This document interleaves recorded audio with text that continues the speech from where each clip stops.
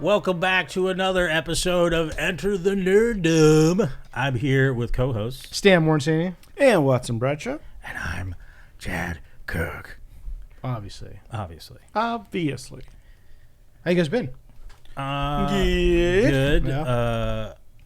Been walking around, looking at the sky, thinking Yeah. about, having big thoughts. yeah, just thinking about when one of those planet killers are just gonna take us down. That's what you're thinking about? Yeah, constantly. Wow. If you watch a lot of Cosmos, that'll happen. Isn't there's one predictive like 2039 or something like that? Yeah. Going to get real close to the planet? I'm waiting.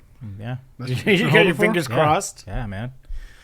I hope I get taken out on the first impact. So So I mean, this that'd thing. probably be the best. You Yeah, don't want to scenario. survive. No. You don't want to be one of those like the few, the proud that are just trying Unless I had a to claw secure, at like, saving humanity. if You I had wanna a be secure out. plan of like, food, weapons, and if I could build up a following of people that would, obey me at all So times. like a cult? I mean, yeah. Then yeah, no, I would. That'd be nice. It'd be cool, Mm-hmm. I don't know if I'd wear the hockey mask like in Road Warrior. You got to wear a hockey mask. I mean, yeah, but I think I'll still wear a shirt because I'm not You're there. getting ripped. I don't know I'm what you're not- talking about. You're going to be. I mean, it's post-apocalyptic, so mean, you're but- going to have to work out a lot. That's true. You'll be on There's, that there's not like, much to keto do. diet. There's so, not much. You know. Yeah, that's true. That's true. Yeah, but at least there'll be a lot of time to do stuff. Like I guess enjoy the environment and not much reading probably. I don't know. Hopefully my glasses don't get damaged in that first then you're thing. really fucked. Because then I'm like, oh crap. Well, this sucks. So then I'll be like, yeah, I guess I gotta take the old plunge. You Maybe. haven't built into the hockey mask. Oh, I mean that'd be cool too. Watson, did you ever watch Threads? Threads. You No. ever- it's a post-apocalyptic movie, British TV movie. That's what I'm asking you. Oh, no. Yeah, so it's like I guess it was broadcast once. It was in '84, but I mean they broadcast it a couple other times. Oh, okay. But it's like takes place after a nuclear war in England, and it's supposed to be like a really brutal. I haven't seen it either, but it just recently because I've heard of was it, yeah. revived. Oh, okay. I guess because people found. I think it was they either put it on streaming or somebody put it on YouTube. So it's like it's been rediscovered by a wow. younger generation. Oh, no, I want to see and it. people who saw it as kids and were like, "Oh shit, I haven't seen this movie in like 30 years." Yeah.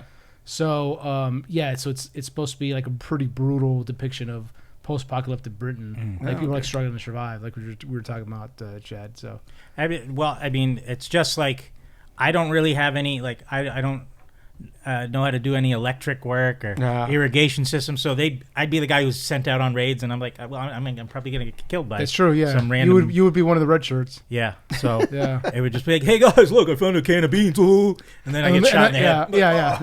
And then, the zombie, the mutated zombie gets you Yeah. right after that. Yeah, but I'll be prepared to if there is a zombie thing, I'll be prepared to be turned into one by wearing like lots of armor and like bulletproof vest and like duct taped phone books around my body, so I'll be harder to kill. Like I'll be a boss zombie for people if they like at a random location.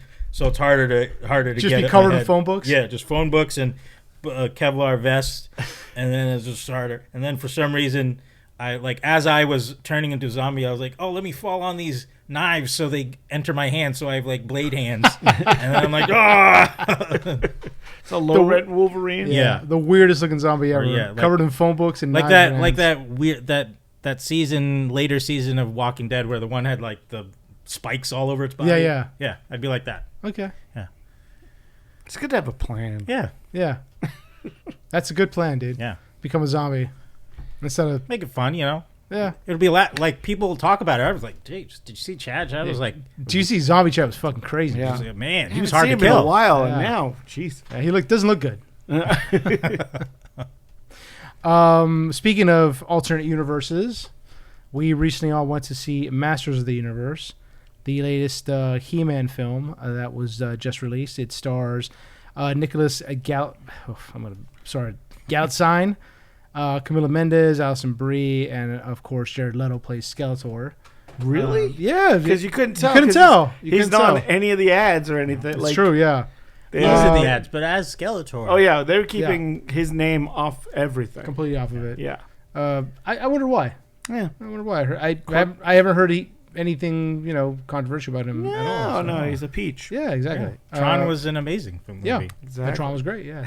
Or Ares Tron. Sorry, I should be clear. I should be clear. Tron Not that Ares. I'm trashing the original Tron. I'm trashing. You can trash the Tron original Ares. Tron. It's all right. You keep Tron out of your mouth. It's all right. It's not that great. I mean, but it's iconic. It's iconic. You can't. Yeah. That's like saying what's the Orson Welles movie with the sled? I'm blanking on the name of it. The sled at the end, like Rosebud. No, Citizen Kane. Yeah, that. Like I would trash that, but obviously it's iconic. I can't trash it. Yeah, I mean, the thing with those kind of movies is that it's like Tron too, because they basically created a whole set of special effects on their own. Yeah, and Citizen Kane is like it's like they were the first to do it. Like They Citizen added Kane, to the language of right? film. Citizen Kane did a lot of things with cameras that had never been seen before, and that's one of the reasons it's considered one of the greatest films ever. But you watch it now, you're like, oh, it's a hard rewatch. Yeah, it's you watch hard it now yeah. because I remember when it was on the AFI Top 100 list when that first showed up. I was like, I'm gonna get through all these movies, too, and you watch it going like, what is this film about? Like, yeah, exactly. Why do I care? It's definitely. I fell asleep in film class, understanding film. We were watching that movie and Citizen Kane. Yeah, and I couldn't make it. I was like, oh my god. Yeah. Yeah, you is watch it tough. nowadays because same thing. I was like, oh man, I've heard so much about this movie. Right. The first time I heard it reference was during not Animaniacs, Looney Tunes. Mm-hmm. You remember Tiny Toons? Yeah. Oh yeah. They referenced it in that. And I remember Simpsons did their episode, and I was like, what is this film? So I finally watched it as an adult, and I was like, okay. I mean, I get it. I understand why it's iconic, but I'm not going to rewatch this anytime soon. Yeah. Because and again, apparently, if you were in the theaters back in the day when it first came out, you were like, holy fuck, this is crazy. Right. Because they did shit that you'd never seen before. Yeah. Now it's like standard because of that film. Things are standard now that they did. So Yeah. So you watch it now, you're like, I don't get it. I get it, but I don't. But all you Citizen Kane's fans out there, don't worry. You're in the right to like the movie. Exactly. It's still good in some concepts. Orson Welles was also pretty crazy and pretty awesome. So yeah. Yeah. Oh, did you just recently see that was on YouTube? He did an interview, obviously back in the day in the 70s, on Dick Cavell show, where he said, I met, when I was a kid, I met Adolf Hitler. Did you see? No. Yeah, no, dude, wow. yeah. Like he was in some type of, he was like 8 or 9 or something like that, and he just happened to be in Austria on some kind of skiing trip or something like that, and he, very young, before he rose to power, got on the lift with him, and he remembered him like years later and was like, oh yeah, he's a very unremarkable person. I did not find him interesting at all. Do you think it was like Adolf was just like, would you like to look at my drawing? Probably, yeah. And then he's like, this is terrible. This fucking sucks. This is the most disgusting thing I've ever seen. Yeah, so yeah. And then Dana was like, I'm going to show this fucking kid. I'm going to show this fucking kid. Yeah, there you go. See? God damn it. Orson Welles. God He did damn it. Yep, he did it, dude. He did. The original troller, dude. Yep. He trolled us with that radio broadcast of Martians. Yeah, man. And then he trolled that guy, and here we go. God damn it, Orson Welles. Fucking asshole. Oh man. He was the third man in real life. Yeah. Masters of the Universe. Yes. Master. That's the segue. That's a segue. Wow. Yeah, whiplash. God damn it. I get so sidetracked with you too. So as we said, Jared Leto is Skeletor. And Idris Elba plays Man at Arms. Yeah, he's great. Yeah. So I mean, what did you guys think of it? I thought it was really fun. Like I never was really attached to the original cartoon from the 80s because I only caught like an episode here and there and some reruns. And later down the line, I tried to give it a shot, but it was just like it kind of dragged. And a lot of the what do you call it? They reuse shots all the time because they were like Filmation cheaper. was very cheap. Yeah. So, but then like later down the line, they had the 2003 series, which I loved, and like I have that on DVD. And like I was a big fan of that, and I love even though the '87 movie, the live action '87 movie has many flaws. I still love that movie. I love it. It's a guilty pleasure, but this movie was great. I was thoroughly pleased. There were some my main issues that were like it was a little long, and then the dialogue wasn't always great. It was kind of like they wanted to be funny, but they couldn't. Like if they didn't try to be funny, I think it would have been funny. Yeah, but they tried too many times, and it was just like okay. It was definitely very Marvel-esque. Yeah. They did use the same joke like 4 or 5 times. Yeah. They would push a joke pretty hard. Yeah, I do think it didn't the plot device of him being sent to Earth to be safe. I don't think it necessarily needed that, but it worked for what they were trying to do. Yeah.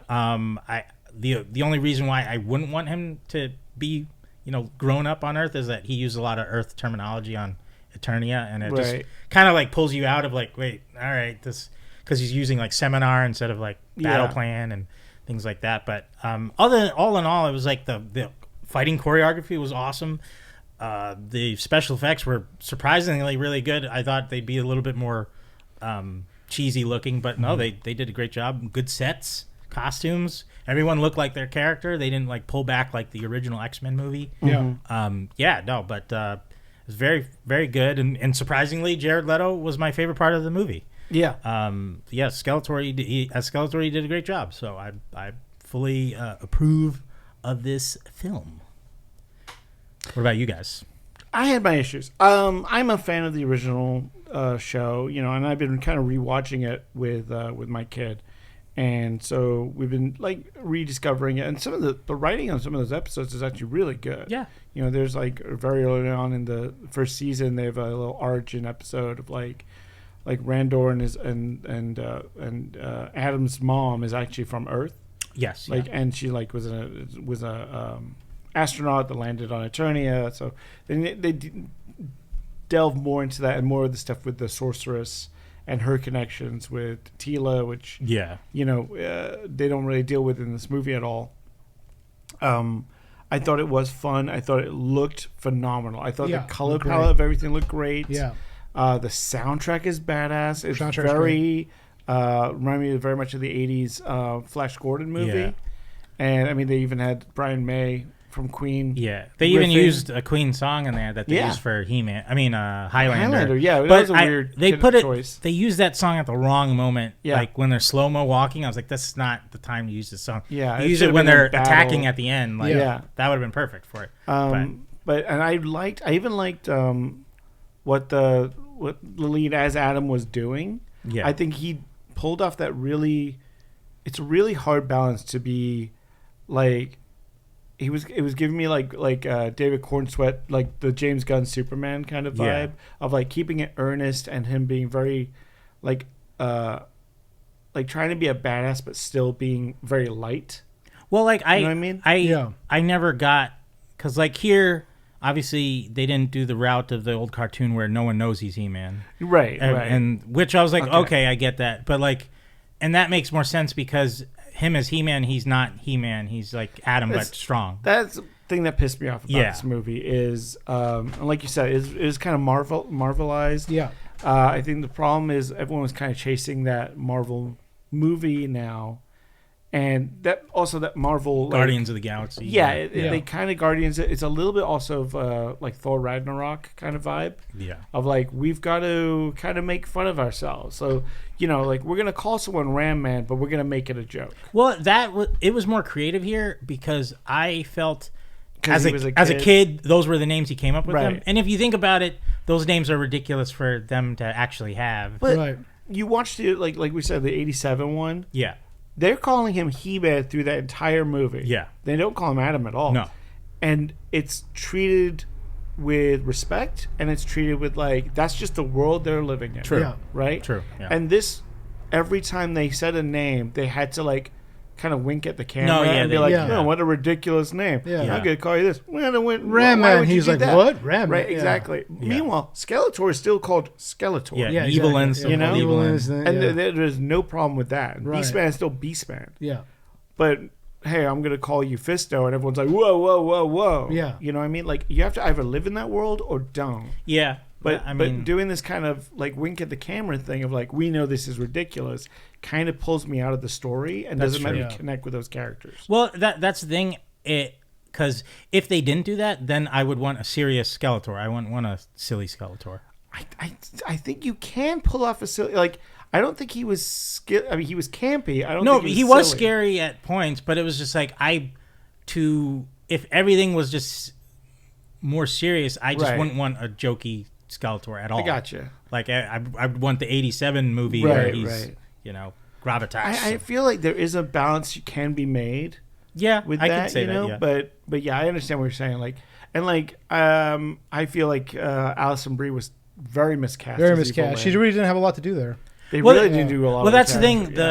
With a movie like this, since you have a large cast of characters, it's hard to give anyone their time. So that's why, since this is mainly focused on Adam, which is why I don't understand they don't call it He-Man in the Masters of the Universe, because this movie was more on him in anything. But and like maybe redeeming Idris Elba's character as well, Man at Arms. I thought that was a really good casting and story. Like his character actually had an arc. Yeah, versus everyone else. Well, that's the thing. I think you can only focus on so many people, so they had to focus on Idris and Adam, and like Tila. She was always the same. As she was. And so I think if they did have a sequel, we'd probably get that more of the Sorceress, more of Tila, and more of maybe Evil and more of the other characters. But the thing is, when you have this, you have to treat it like an episode. It's like not everybody's going to get their due. I get that. And I that's why I was like, okay, I can understand that we're not getting a lot from every character, but I would have liked some different choices, obviously, for this movie. But I hope this does well enough to provide because they tease us with Orko at the end, and I was like, I would have loved Orko. I feel like by the end of the movie, they leaned into the silly enough where you had them all standing there doing the laugh while they're that I thought was very funny. I was like, oh great, they're leading into it, but why are we doing this at minute this 129 of the movie?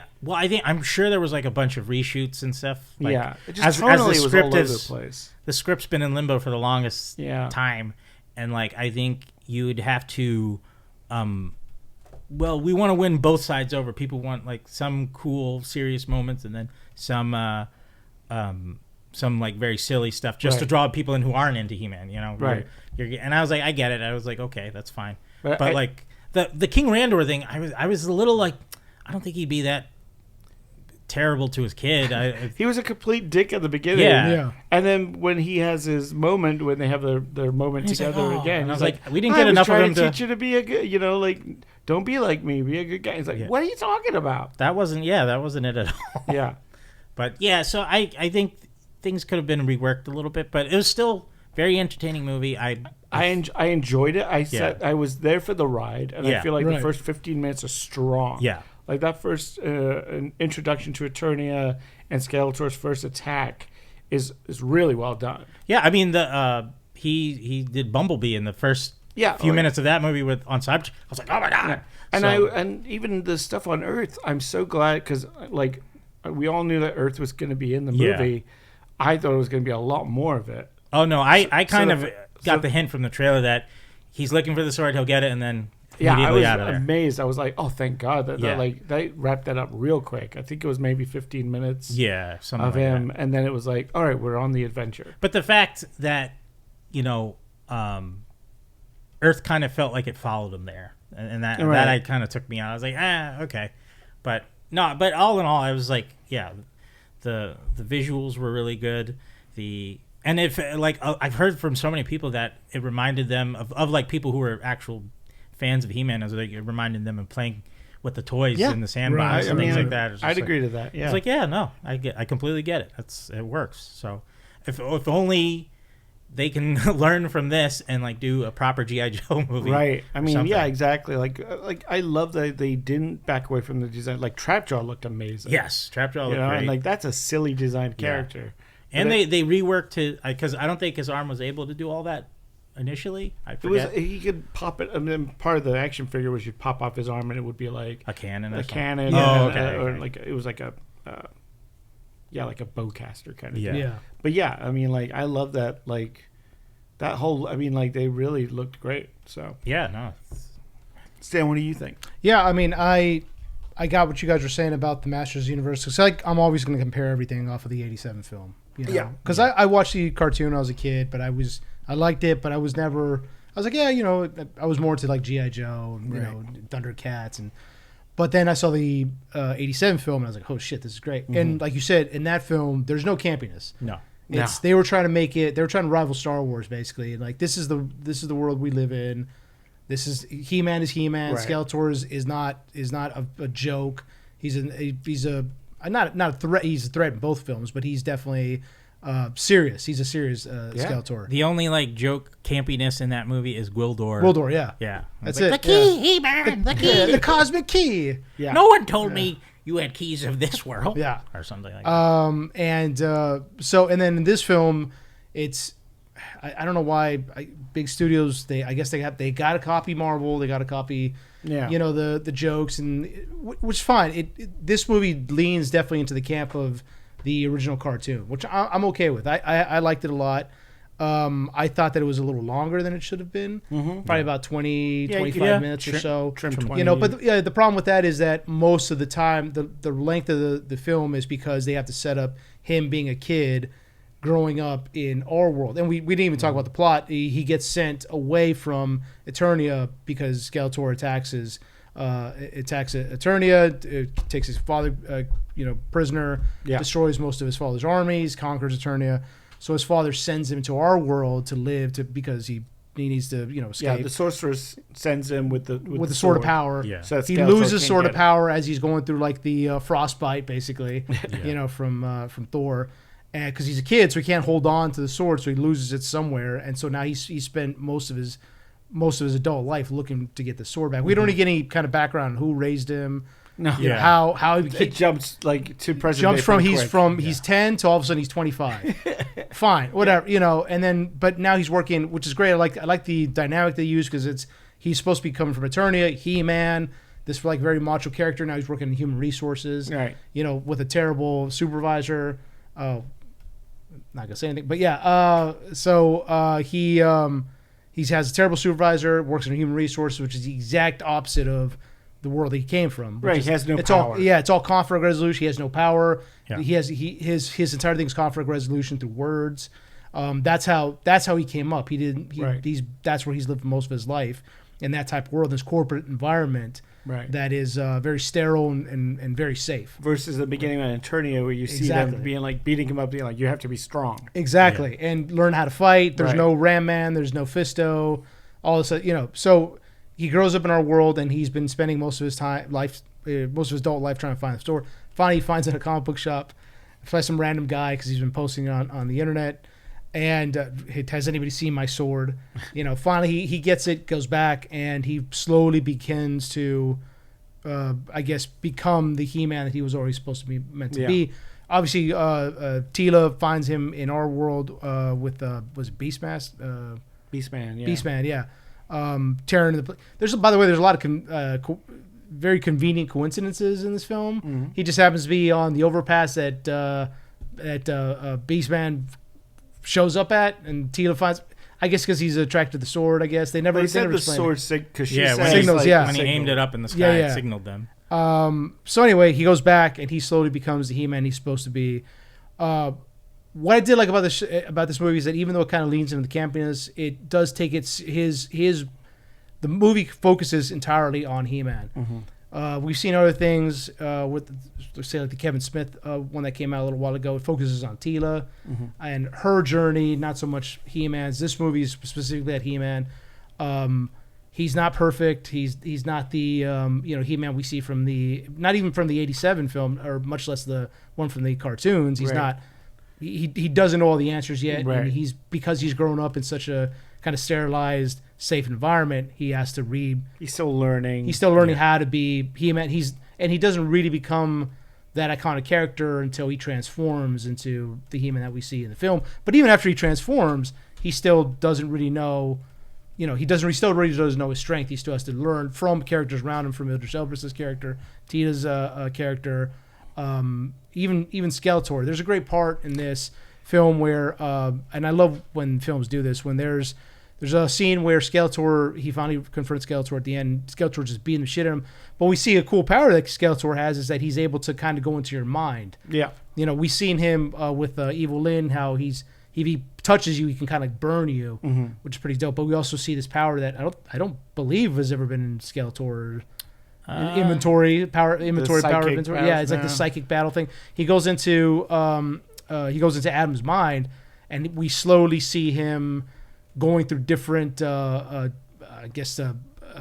environments that Adam has gone through. And stuff, the gym that we originally saw, the original He-Man in. Yeah, great cameo by Dolph Lundgren. Dolph Lundgren is in there, so you see Skeletor working in workout clothes, working out, and he's just trying to talk shit to him the entire time. He's trying to break him mentally as well as physically. It felt very Hook. Very Hook, yeah. That's what I was thinking when I was watching this. Felt very Hook because in Hook he tells Peter Pan, he's like, you're not Peter Pan. You're just Peter Bannon. Yeah. An overworked man who's alcoholic, who doesn't see his family. It's great. I love his wife. Hides from his wife. Yeah. So Skeletor does the same thing. He's like, "Who are you? You're not He-Man. You're just some kid who thinks he's He-Man." Basically, he's like, "I'm more powerful than you are," and he's taunting him by teaching him, like, not only can I kick your ass physically, I can also go into your mind, and break you psychologically. Then we go into the very sterile HR environment that he worked in, and Skeletor's got a coffee cup. He even looks around like, "What is this place anyway?" This office, and so it's great. I love that part, and I love it when movies do that, where the villain is kind of trying to psychologically break the main character. We saw that in Return of the Jedi when Vader's stalking Luke through the sister. His sister. Yeah. If you can't beat her, maybe she can. Maybe your twin sister. No, and then he comes out of the shadow. It's great. And so so eventually Adam realizes he can't be He-Man, and he begins to fight back against Skeletor. There's a great part where he says, "You know what? We don't have to fight. There's this thing called conflict. We can just talk this out. You can go your way, and I'll go my way." And now basically, because and when I first watched the movie, I was like, "What the fuck is like? What are you doing? This is Skeletor. You're not gonna be able to talk to him." But then I kind of realized he didn't grow up on it. He didn't grow up on that. That's what he knows. He knows conflict resolution. Well, you see Skeletor in the office going like, "What is this?" Exactly. He knows HR. Right. Let's talk about it. Using corporate speak. Circling back to that kind of shit. Put a pin in that. Which I fucking hate. We use that a lot in my work. I'm like, oh my god, shut the fuck up. But that's be an attorney. Yeah. No. That's what He-Man knows. It just talk normally, is what I'm saying. Yeah. You're like, hey man, I don't know. Instead of I will get back to. I'll circle back to you on that. I just say, I don't know. Let me. I'll get back to you, bro. I don't know. So anyway, he is trying to talk to Skeletor in that respect, and Skeletor looks at him, and I love this part. He's like, don't you understand? I am a villain. Yeah. And I love it. And it's so great. That was one of the things that especially 80s and 90s cartoons were really notorious about. Evil, for evil's sake. Yeah. Watch them now as adults, you're like, okay, there's no motivation aside from he wants to be evil, which Austin Powers made fun of. It's oh, evil? Yeah. Well, like even earlier in the movie, you hear He-Man talking about Skeletor. It's like, I'm sure he's doing all this for some reason. Right. There is no reason. He just wants we don't get any backstory on Skeletor at all. What he was. I was scared though when he did say that earlier in the movie. It was like, don't give Skeletor like a sympathy. Yeah, he was a misunderstood kid or something. Yeah. I'm like, stop. Me too. Because that's a very Marvel thing. It's like Loki I hate and stuff like very that. Very much so. And that's why you can do that, but this movie goes back to the campiness of not even the 84, the 87 film, but the early 80s cartoons, where Skeletor is just evil, just for evil's sake. Good versus evil, yeah, exactly. That's and it makes sense in this context because he's not technically a human being. He could just be a creation of the forces of darkness, and that's what he. So he doesn't. He's a machine that just understands power and evil. That's it, which makes sense. So and then Skeletor says, "And I love it," and as he starts attacking him, it's so great.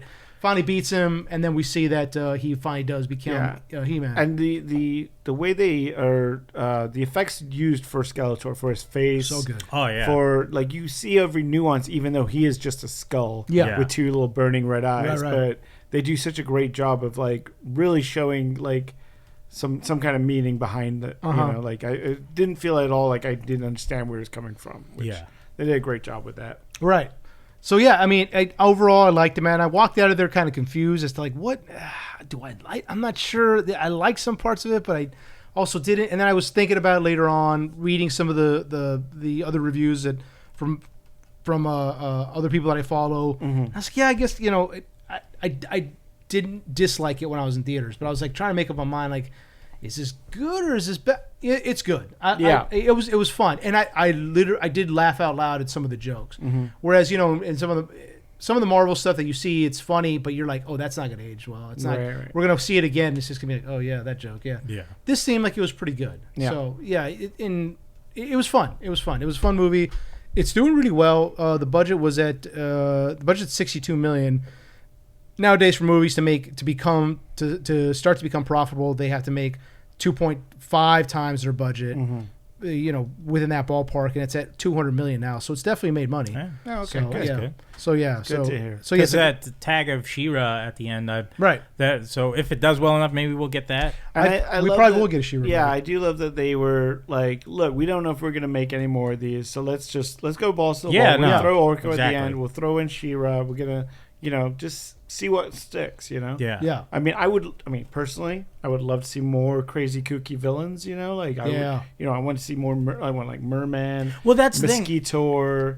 Mosquito. Yeah. Yeah. There's a bunch that. Well, this is because they did this in the '87 movie, and I get it. You don't have maybe enough for costume work or whatever like that. Right. And this one, they did the same thing by giving Skeletor just lackey henchmen that are army of guys. Yeah, and I was like, that was never a thing. Like, he always just had his goons like Triclops and Lockjaw. Yeah. I mean, Trapjaw Trapjaw is in this, but I don't think he yeah. gets one line. No, he doesn't. No. No, actually, he's like sniping. Yeah. And he says, "I got the target," or he says, there you go. that he's got the one line. But yeah, like, Merman. There's and Evelyn, and it. So there's so many of you. You could have brought in just all of those characters. You didn't have to bring in these just random soldiers. Sorod was in it, the Reptile, who was also in the '87 one. Oh, he was? Yeah. I didn't see him in Yeah, there. remember he gets impaled on the wall?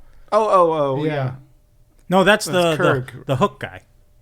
No. He's not the lizard guy. No, there's a lizard guy. No, you're the guy with the white hair from Yeah. the '87 movie. Yeah. He's not the lizard guy.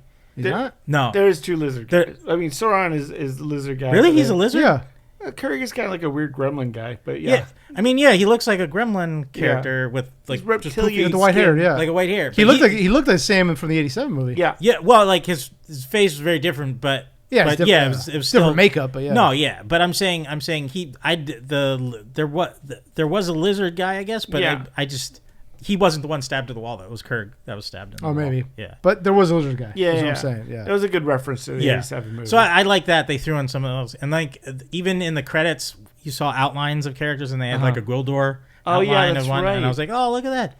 And I love that when we saw Dolph Lundgren, he like gave the good journey. Good journey. I Yeah. was like, yes, that's awesome. that That's scene awesome, did feel very like this was filmed way in like post. This was like, they filmed this a week before. They had to give him a shout out, dude. Dolph Yeah. Lundgren. They had to. Not give him a like shout I out, was yeah. calling that from the beginning when the first trailer dropped. I was like, I'm sure Dolph's got a cameo in this. There's no way. Yeah, there's he no way. wouldn't have Yeah, one. exactly. I would have had him as Randor though. That's what I was That'd hoping been would awesome. be the thing. But if anything, just have him like as another character.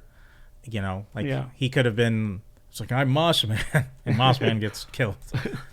And but no, like Turn to Moach. I was hoping to see some of the other actors from the '87 movie pop up in there too, Yeah. like Courtney Cox or something. In maybe they walk by like a music shop from the one in the movie.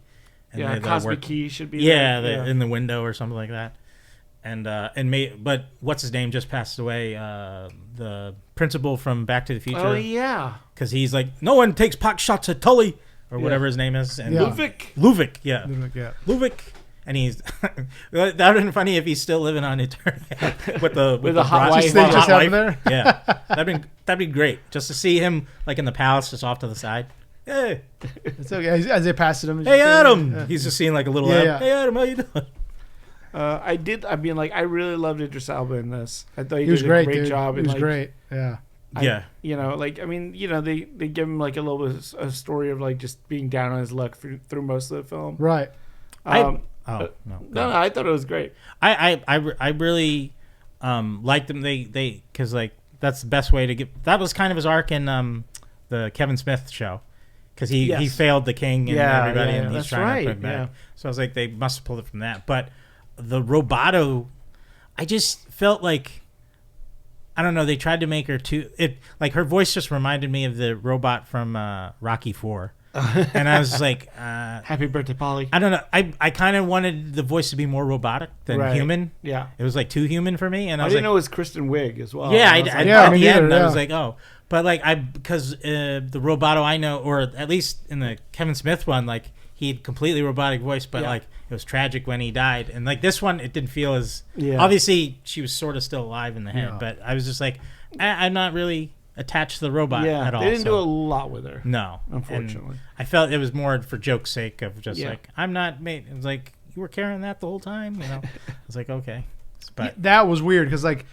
You know what could have helped before you guys got captured? A robot that can, fuck people up. And it wasn't until after they got captured, it's like, oh yeah, he's got this thing that can, that basically makes her, deadly again. Like, that could have helped in the beginning. You could have thrown it in at any time. Yeah. Like I think if they treated Roboto more like Chewie, it would have been better. Yeah, that's a good like if it was a duo, Man at Arms and Chewie type of thing. But like they kind of like pushed her down a bit. So I that's a good point. But no, the action, like still I referenced the action the most out of that because it was very fun. I liked it, and he used his sword at times, and then he kind of pulled back after he got too violent. He was like, I shouldn't be that aggressive. Right. It's like in the cartoon, he never used his sword pretty much. Yeah. Well, that was a lot of standards and practices. No, back then. but you that's, can't have He-Man like cleaving people in half. No, I understand that, Imagine but even like I think in the 2003 he would still use it,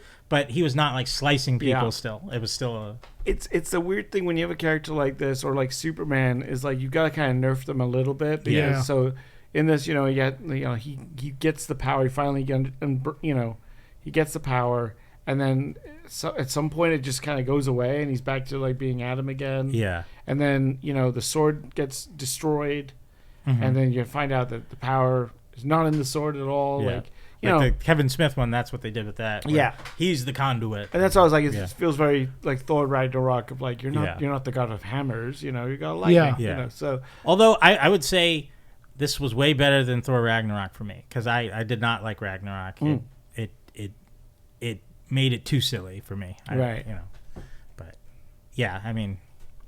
the last two Thor movies not for me. Would you recommend Masters of the Universe? Yeah.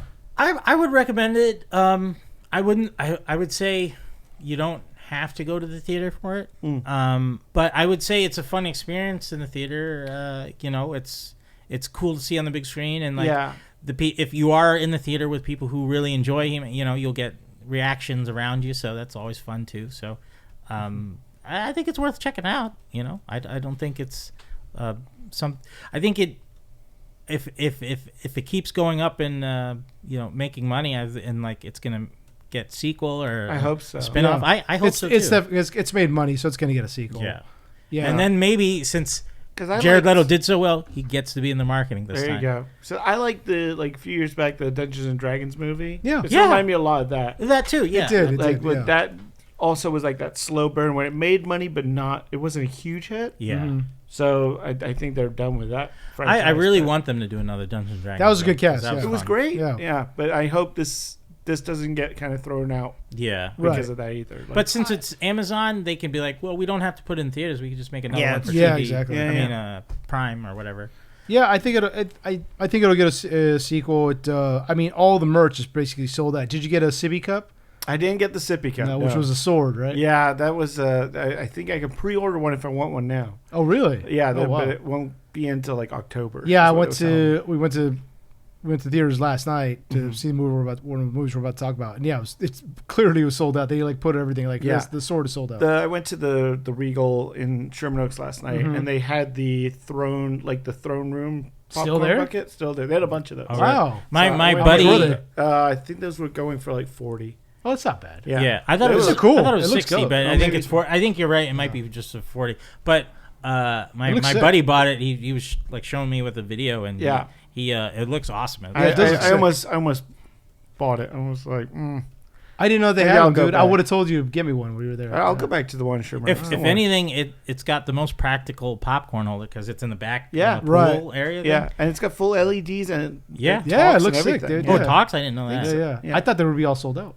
No, they had a bunch. Okay. They should have a button on it that like makes a He-Man secrete butter, so it makes his muscles glisten. That would be sick, dude. And then when you want to, before you grab popcorn, you just rub He-Man, and then you grab it in the popcorn. And Skeletor's like, Yeah. Glistening. I saw the Skeletor bucket at AMC last night. It's kind of weak. It's not big. It's like the Scream it's like one the you Scream have, one yeah. that I showed you Yeah. guys. Oh, it's the face of Skeletor. Yeah, the Yeah. eyes light up. That's about it. It's like, come on. The Throne's bro. a better one. Come on. Yeah. Like, don't give me some.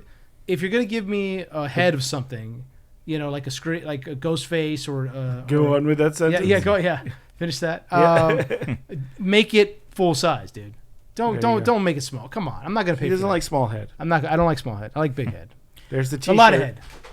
I I don't know what you're talking about. What are you laughing at? Really, I think instead of the Ghostface thing, they should have made a like a cordless phone popcorn holder, like just a big. That'd been cool. And then you're just eating popcorn. Yeah, that'd be cool. And then you Or get a a phone knife. call like, "Hey, popcorn's popping. You should probably get back to it before it starts a fire." Like in the movie. Remember the first movie? Like, That would be the recording. The entire that'd be thing. the Remember that'd the be first- remember the first movie? Exactly. Yes. From '97. Yeah.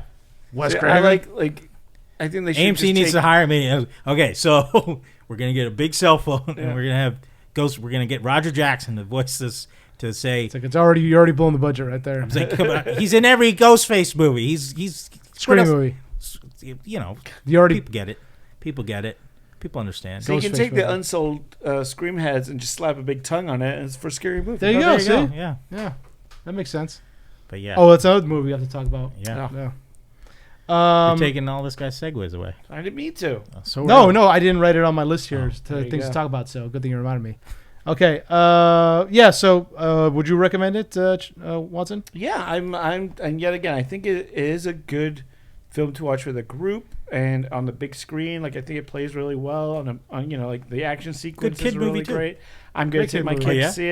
to see it. His last day of school is today, so Nice. then Oh, sick. I figured this weekend or this coming week I'm gonna. Did you finish the show and then you're like going into the movie? That'd be No, cool. we didn't finish the show. I mean, he's pretty far in, and he also likes the 2024.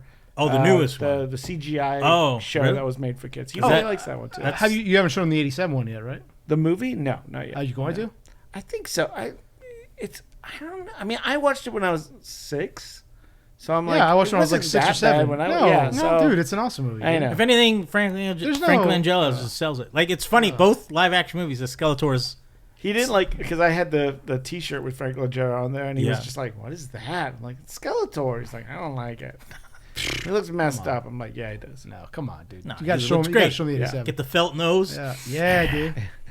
When he pops out at the end from the water, so I'll be back. and then he never did. Sad. For years, I didn't know there was an after credits thing, and then Yeah. and then Yeah. I That's one had of the the DVD, first- and I was like, Yeah. "Wait, what? I missed this the whole time." I was one of the first movies to do it. Yeah, Well, I was. I watched that on HBO for the first time as a kid, and the credits rolled, and I was waiting for something else. You remember they used to release it in Yeah. magazine form, the TV Guide kind of thing. Yeah. For cable, so I was flipping through. I was like, something else was on. I was like, okay, cool. I want to see that as soon as this is over. And that happens. I was like, whoa, shit! I was like, what is that? What was that? First time I'd seen after credits. It was so awesome. Yeah, it's got to be between like that and Ferris Bueller, right? Because Ferris Bueller did it too. Yeah. I don't know what year that one came Ferris out. Bueller was also '87, I think. Oh, okay. Yeah. So depending on the month, I don't know Let's which see. was. So yeah, August 7th, '87 was Masters my of the year of Universe. birth was the best year. Sorry, guys. Is that 87, baby. Yeah, I get. Oh all, no, '86. I get all the good Oh, movies. there you go. So they copied them. Bueller did it. I get all Bueller the good did movies, first. man. Masters of the Universe, check it out. It was a lot of fun. Check it out. Check What out. it's all about. Is that? We're gonna get That's busted Beastie for copyright. Boys. Yeah, exactly. Yeah. And then the other film that we recently watched was Backrooms. Yes. This was directed by Kane Parsons, who is like 15 years a old. young whippersnapper. Yeah. He's 20, and he made a bunch of shorts on YouTube with the Backrooms. Yeah, during the pandemic. Yeah, during the pandemic, when he was like 15. Yeah, he 16? learned how to edit and Kid, everything dude. back Holy shit. when he couldn't go to anywhere, so he was like, I'm gonna learn to make movies. And I thought I was productive. Yeah. I wasn't. No, you don't. No, I don't think any of us were during the pandemic, except from Kane Parsons. For obviously some of the background on Backrooms is basically it's an alternate dimension with a lot of liminal space. Yeah. They go into a little more detail in this movie, but I knew of the Backrooms. I know that there was a video game that was, I think it was just put out through Steam or online. Well, it was like a something like creepypasta thing first, and it started to build up on Reddit, I think. Yeah. And then someone decided to turn some of those stories into, like, put it all into a game. Right. That's And the first time I heard of it. It was a Okay, game. yeah. Yeah. And then I found out that it's like a creepypasta thing, and there's Yeah. shorts on YouTube. Yeah. So I knew of the Backrooms, but I've And never been a fan of Kane it. was the head of, or the start of those shorts. He kind Right. of has his own little mythology that is following, that continues into this movie. Too, Right. so. Right. I thought that it was a really good explanation. The Backrooms is just, again, an alternate dimension that you can just kind of step into. It appears in random places. Yeah. It seems like it's kind of attracted to like trauma or turmoil, because it's pulling in people who have a lot of issues. The main character, I always mess his name up. I'm so sorry. Chiwetel Ejiofor is the main character. He plays Clark, who's a furniture store owner who's going through and who's has ambitions to become an architect, but now his marriage is failing because he's apparently been, I guess, working so hard that his marriage is failing, and now his wife is blaming him for never being around. But he's saying, "Well, I have to work, so what do you want?" He's an alcoholic. He's an alcoholic. On top of that, his ambitions never really reached to where he wanted to be. So now he's working this furniture store that he's living in because he's separated from his wife, going through a divorce. So his life is in shambles. Furniture store apparently isn't doing great because there's for sale, best prices in town, 2-for-1 signs everywhere. We don't see a whole ton of customers in there throughout the movie. No. So everything is not going well for this guy. And then he just happens to find in the basement of his store a portal into the Backrooms, which is a room a void filled with endless liminal spaces, characterized corridors by after corridors, characterized by yellow wallpaper, stale carpeting, and the constant buzz of fluorescent lighting. So as we all have been in corporate offices, that's where I work is a Backrooms. It's a suite that has these fluorescent lighting. The hell that you've never. Exactly. So yeah, I mean, what did you guys think about it? I thought it was great. I was very shocked. I didn't know what to expect going into this. Me neither. I knew that of the online presence. I knew that this 20-year-old's gonna make a movie. Amazing. I felt like some of the writing of some of the dialogue felt very young. It felt like, okay, this is a 20-year-old trying to write a divorced 40-something. Apparently, Will Sodick wrote it. I'm not sure who that is. He worked with Wayne Parsons on it. But he has the main credit for it. Okay. So they had some. He's written for Homeland, Ash vs. Evil Dead, okay. Westworld. So he's got some. I'm sure he's not 20. So yeah, because some of the themes going through actually, because we see Clark, go to therapy with his therapist, who I forgot what her name is in the movie. Oh, in the movie, she's played by she's a French actress, I think. Renate Renvisi. Yes. Mary Klein is her character. Who has her own books about going through the doorways, going through the window, and so there was a lot of repetitive themes throughout about they do this role play of I'll be your wife, you talk to me. And, it seems very stunted at the beginning of the movie, but it plays so well by the end of the movie. Yeah. When they had the dinner scene. Yeah. That I was like, this is really well written. It's, a lot of this stuff, I wouldn't expect from a 20-year-old. And it's kind of I was thinking of 10 years ago, more than that, when Slender Man was a thing, right? Yeah. The early 2000s. And they made a bunch of Slender Man movies. Yeah. And they were all crap. Yeah. Because they're all fan films. Yeah. Right, exactly. This was we're going to take this idea of these, these backroom spaces and really build up what they are and how they connect to these characters. Right. And I was like, oh, this is really brilliant, actually. That the fact that he's an architect, the fact that, it is... kind of these spaces are the memories of places, right? Yeah, and how it's this degradation of from these traumas, right. This is kind of the things that we hold on to, and how they show up in this world. And I was like, that's really, It's really good. really He brilliant. said that it remembers things, but every time misremembers them just a little just more. a little wrong. Yeah. And like that's what a lot of people like go through. Like if you go through childhood trauma, you hold on to certain things and you think that is the truth. Right. And then you might talk to someone else who's been through the same thing. They'll be like, no, it was nothing like that, or like Yeah. like he wasn't that mean, or whatever. It's just memory in general because it's two subjective. or three people can see the exact same thing. Yeah. And one of the details is going to be off. It's all subjective. Yeah, Right, exactly. exactly, So yeah. I love that kind of built into also the creature design, Mhm. where it's all practical. For the most part, it's all costuming. Yeah. And how they're just, it's like someone like, I was like, it's like when you capture someone on like Google Maps or something, and they're just kind of little bit pixelated or spaced out. Yeah, it's a little You know? uncanny valley. For Yeah. them, yeah. And I was like, that's a brilliant, creepy way of creating a creature. So I really was very like, just very impressed by this movie in general. Yeah. And we've talked about the sound design and how they use that, like that that buzz of the neon, like the fluorescent, just it's always constant, in the background. constant, And just yeah. like it always gets like the hair on the back of your neck. Well, it's interesting too how they do it because when we saw it in the trailer, it's just these long hallways that are all punctuated by fluorescent lighting, and then there's a section of the hallway that's off. Yeah. Like the lighting is off, and that looks so unsettling. And it's funny because I just talked about my workplace. So I work in a suite that's kind of like I-shaped. So, and there's cubicles on either side, and there's offices in the center, and then our copy room. So it's just a long hallway that has the offices, and that separates the two like the two sections of the eye, and that's where the cubicles are. And every time all the lighting is on automatic, timer, or motion sensors. So if nobody's there for a long time, and I've pretty much been the only person in that suite since COVID. Yeah. Like since COVID, like everybody left and pretty much didn't come back. So there's people in there every now and again, but pretty much Monday through Friday, I'm the only one there. So the lights will go off on their own. Right. And their only light there's one light in the hallway that kind of stays on constantly, but it's just that light in my office.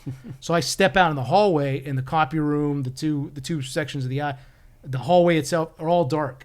Oh, so it's man. always, and especially like I wasn't used to that prior to COVID because there was always people there.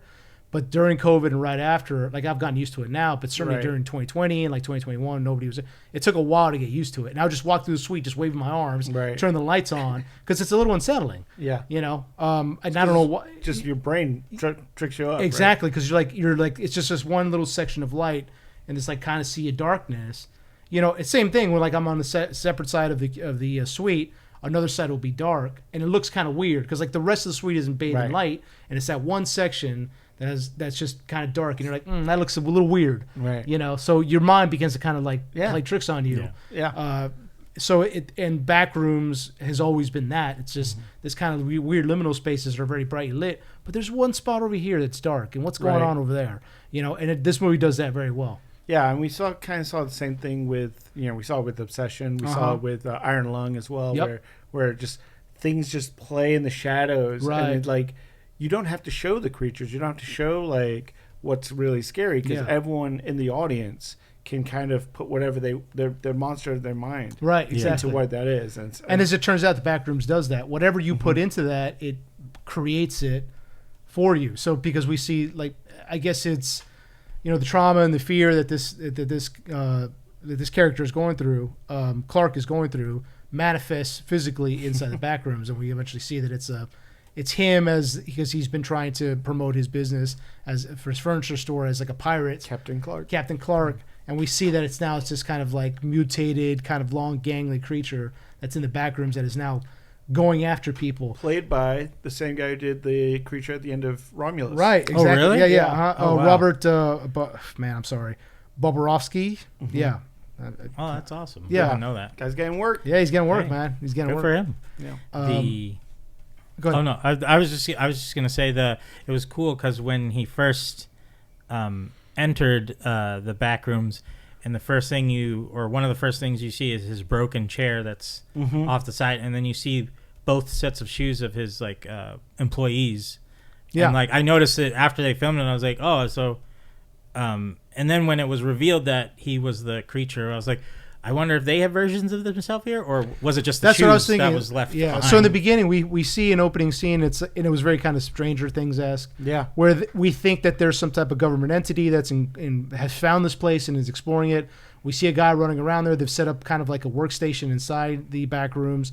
He's running around with a camera. Someone that he was with has been taken, and we can hear something is after him. Mm-hmm. And as he turns a corner into, again, another darkened hallway, something grabs him, but we don't see what. So that's what I was thinking, too. This is before Clark found it. So it's like, is it what he's imagining is in there has manifested itself? So if he's, like, afraid of, like, a clown, is it a massive, like, killer clown-looking thing chasing him? Yeah. It's that kind of thing, And I'm guessing that's what it is.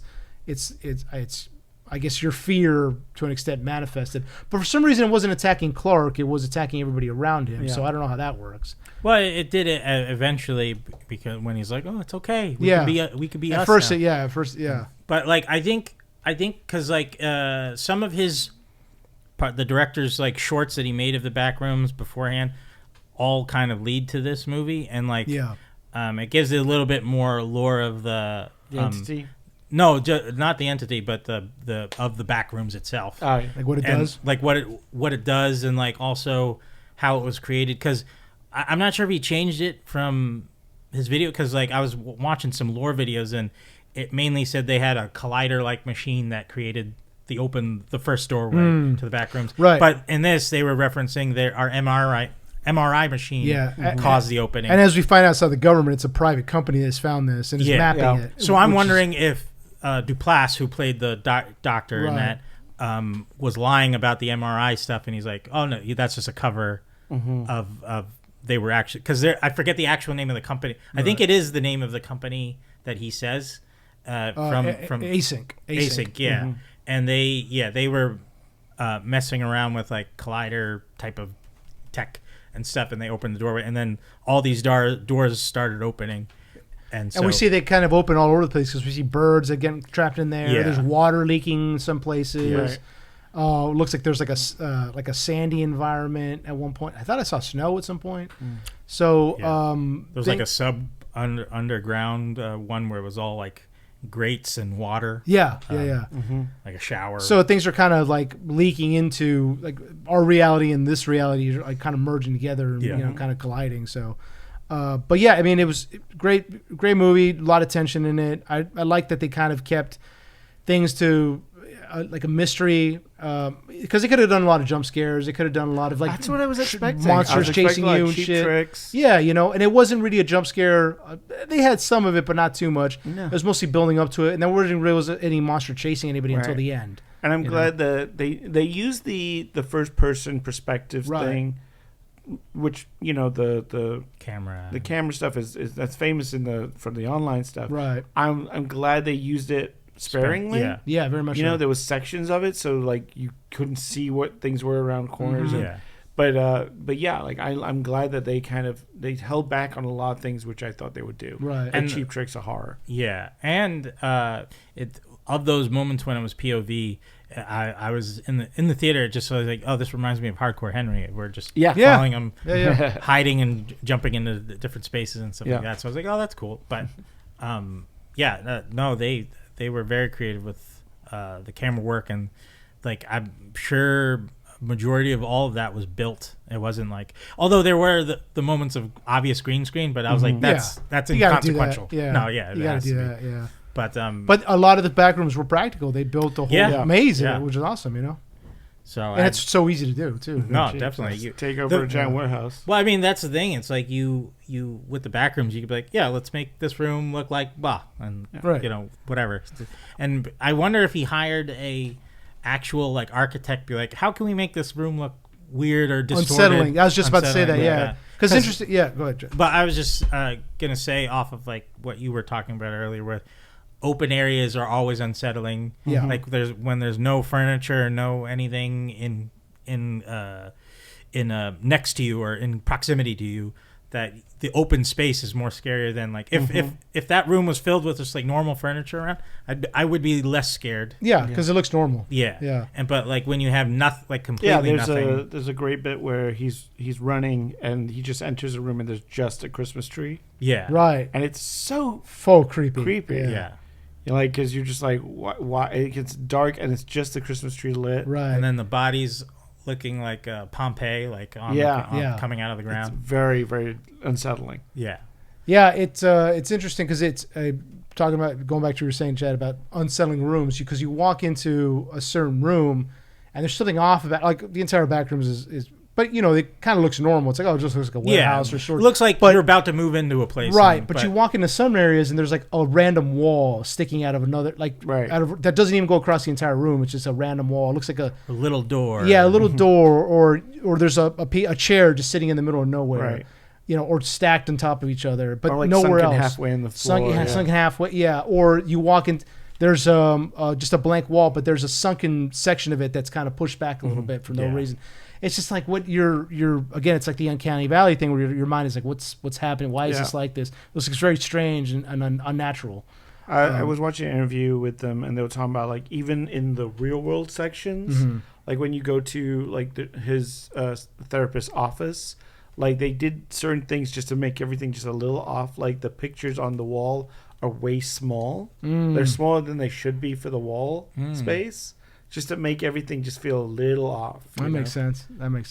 Which I like that. It's like they kept that just uncanniness going through the whole thing. Oh, that's cool.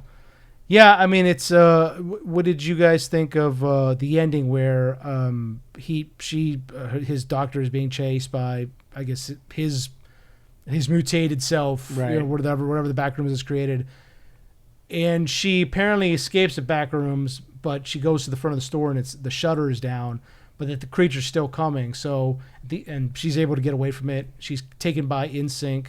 NSYNC.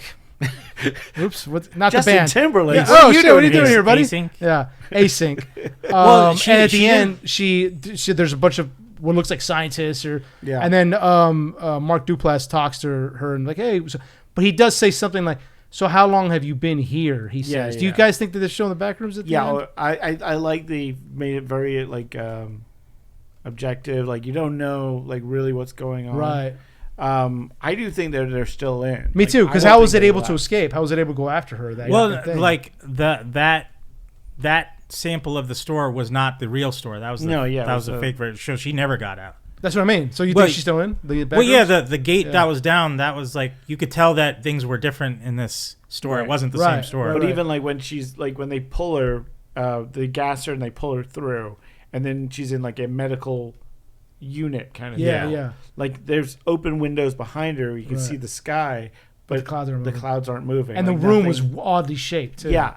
I still feel like they might be like kind of a facility inside that space. Yeah. They even I don't think she's getting out. Me too. Well, they because when he was interviewing her, he was explaining like, we started to build structures within the back room, so that whole facility could have been built inside. Right. Unless, they're.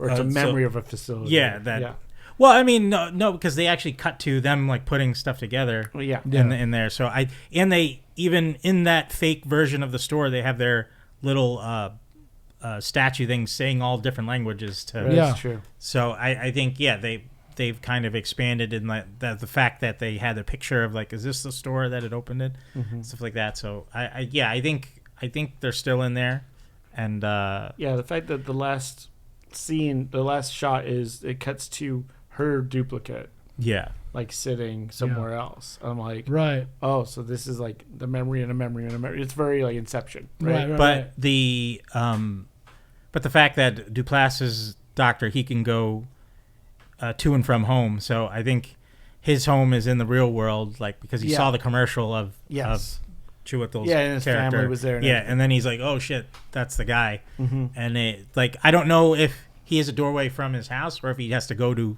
the actual company and do that. So he's allowed to leave freely, apparently, but they probably don't let test subjects or people go. Yeah, I think if you go into that world, you're hired. It's hard to get out of there. Yeah. Well, I could see them like, since she is a therapist, like we want to hire you to interview people who do come in here or something like that. Maybe that's the thing, possibly.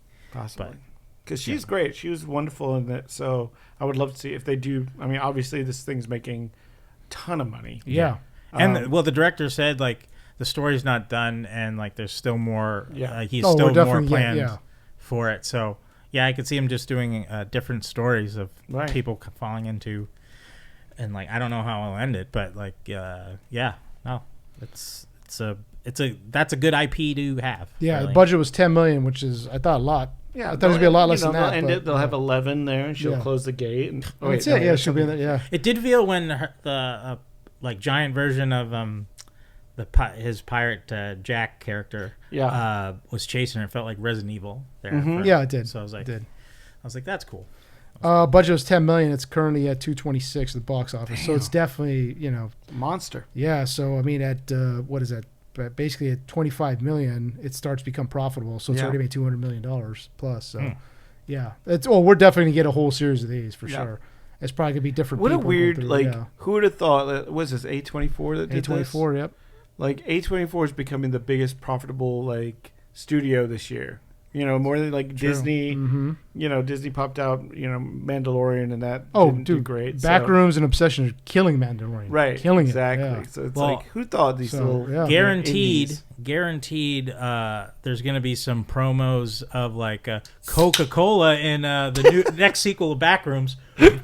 Oh, we found this Coca-Cola machine. Oh, what are you drinking there, Chad? What is that? Oh, this is just a Coke Zero. But outstanding. If anything, they'd be smart to attach themselves to Backrooms too, where they could possibly be anywhere and everywhere, and also deliver a refreshing beverage when you're lost In the and back rooms. confused. In the back, In the yeah, back it'd be rooms. awesome if you're lost for like a couple days and you come up on a Coke machine Yeah. and it's nice and cold.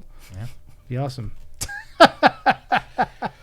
Are you guys sitting on giant piles of money right now? Shall What's we? going on? I wish. All that Coke money, Coca-Cola money. Sorry, no, Coca-Cola money. Not Coke, not the other What Coke. you spend on your money is. It's on I would hope I would turn into a cool monster in the Backrooms and not like the person that's just not moving and you could eat their. Oh like, yeah, fake that's weird flesh. because apparently he found out that you could eat them. So, which Well, I think implies it was that he's because been there. he probably saw his monster version self take a bite out of him, and he's like, "Oh, That could be it, yeah. maybe But part of me is like, do you think he killed his own employee or the monster version? Oh, I think the monster version killed him. Because he had her head in the fridge. So let's talk about that because there was a weird part where Clark goes into the room. He takes two employees in there, his furniture store employee and her boyfriend, and he's like, I just need you guys to record. They go down there, and they go down into like this chute, this like small tunnel. Yeah, there's a small doorway that Yeah. we haven't gone down this far before, and in there it's just disgusting. There's clothes everywhere. laundry, and yeah. It's filthy. Something catches her boyfriend, Clark, and her name is Kat. End up getting separated, and something catches Kat, and we eventually find her her head is in the refrigerator. Well, the thing is though, because in that scene, she's behind a wall that Yeah. can see Chiwetel through. Yeah. So it's glass for her, but he can't see her. Right, correct. And then the monster shows up behind Chiwetel holding up the camera. Picks the camera, yeah. So that's why I'm like, which one of them killed her? Because she's stuck behind the other Yeah, wall. good question. Yeah. I don't know. Eventually, we see her head in the refrigerator, so she's dead. Yeah. But that's when the transition happens because he calls his psychologist, his therapist, and says, "I'm Yeah, I mean, I'm basically going to disappear." So she goes to the store to find him, finds the back rooms, and it's implied that it's been a couple days. Yeah, I there's guess? like- There's Yeah. a pile of mail. Yeah. Pile of mail, so it's supposed to be like a time jump. Right. Yeah. But you're right. It doesn't feel like that because we're dealing Well, with like. I wish he had called him back and said like, "Hey, I haven't heard from you for about 2 weeks or something." Right. Well, I Where think are he you?" was Or something already like that, in a you know? psychotic break when he brought his employees Oh, down. for sure. Yeah. Because for he was already mapping that out for weeks before Yeah. he brought Yeah. them down. Yeah, yeah, so yeah. I He think- hasn't slept. You said. yeah, It's so just been I think- down there. I think even that just amount of mail, I was like, yeah, I believe he's. But the thing is, he would have had to come out of the back rooms to make that phone call. Right. Before that happened, I thought it might have been his monster version trying to draw her into the rooms, but it makes sense that he would do that to, pull her in to reenact their therapy Right. session. But the thing is, I was also wondering, like, maybe he tried that therapy session role play with Kat, his assistant, and it didn't work out, and he got angry and killed her. And then he's like, "No, I needed my therapist," or Yeah. and he's like, "It's not my fault. It's not my fault." Makes sense. Yeah, but he seemed like he turned pretty quickly into a proponent of the back rooms, and he found out that you can eat the replicates, memory, the duplicates that are down there. I guess They They look like mashed potatoes. yeah, Nom, they're nom, just nom, eating nom. them up. Yeah. Also, I thought that this, which is what I thought was going to happen in Us. I thought that's what Us was going to be. It's like there's an alternate universe, not the government has experimented with clones and thousands of miles of tunnels and just left them, and left them there. It didn't make any sense. But anyway, but yeah, this made a lot more sense. Like, oh yeah, there's an alternate universe that is copying things that go into it, which makes got it. Makes more sense. Yeah. Do you got any votes? Do you guys recommend this movie? Oh yeah, I definitely. think so. I don't think you need to see this in theaters. I feel like I kind of feel like you. No, I would. I recommend it in theaters because just the scale of the Backrooms. It looks bigger on it looks better on a bigger screen. You know. I would say not only because of that, but I would say mainly see it in theaters just so nothing distracts you. Because like You're right. at home, this is the type of agree movie with where that. you can be easily distracted. Yeah, because yeah. it's very Yeah. quiet. Yeah, there's not a ton happening. Yeah, and you need like no distractions to fully take in this Correct. movie. So Right. I'd say movie is best, but if you do have self control like we do, you can watch it at home. late at night with nothing going on. Yeah, around. nothing going on. But There's a lot of young people in our theater, and I was like, "Oh, please don't fuck this up by talking." Because like, I mean, obviously we can see what he's Gen Z, so we can see what Gen Z is capable of. Obsession is we can see, but they don't really know the movie theater etiquette as well. So, but no, they were quiet. They stayed off their phones. I was like, all right, good. There was this old couple in front of us when we saw the movie Backrooms, and as the movie ended and the credits were rolling and everything, and they were getting up, and the old guy was just like, "That movie was terrible." What? And I was like, "Really?" And he was like, He didn't get it. Because I overheard him, and he was like comparing it to Skinamarink. And because there's all those newer horror movies that are just spatial and nothing happening. Right. He was like, this was terrible, and I was like, I mean, it's better than Skinamarink. I guarantee you, he didn't know at all what the Backrooms is. No, Like, I mean, I would say the majority of people who aren't like around our age or younger, Right. don't know unless they've been online looking at the Backrooms or at least come across it through media in some way. But there are plenty of people who probably don't know what it is. But the thing is, I think it's more. He was expecting probably more of an old school horror exactly type of thing. Do you think it hurts if you don't know anything about going into this? It might. Depending on what you like, because like I like a psychological. I do like psychological horror, so it worked for me. Like The Thing, even though it does have graphic horror and like a monster and stuff like that, there is a half of it is psychological horror. So I think it works hand in hand with each other. And this one, you do have a monster and you do have, but I think he was looking some sort of payoff because it was so open ended at the end. Like I think he wanted some resolution probably, and that you didn't get that obviously. Right. So. There's no like beam of light hitting this, Yeah, going like, in the sky, going, she's "We're free." closing the back rooms." Yeah. Or like we blew up the machine and now it closed all the portals. Or exactly. Or the monsters, was defeated. With a larger budget next for the sequel, I could see them sending some kind of like the government taking over, or them sending some type of like umbrella bioweapons team in there. And it's like a SWAT team getting taken out by whatever's in there. Right. I could totally see that happening. They could do like a prequel of the first doors opening. That'd be sick. Right. Well, That's probably that might be the. I think if there have been like creepy things I've seen where like further down there's these people in these like Teletubby suits and they're making these people like eat all this food and like being tortured constantly. What? Like wow. it gets like very like disturbing. I'm Torture, like, oh, that's a Saturday night for me, baby. hey, I mean, if that's what you want, that's what you get, baby. You're just eating yourself. It's like, It's like, but yeah, it looked very like creepy. I was like, this is maybe a little too much. I was like, oh, I don't know. But no, I think, but the Backrooms could, I think since it's so wide of a, thing that it could be, you could enter in anything you want, but still you have to make it make sense, though. Yeah, exactly. Obviously. Exactly.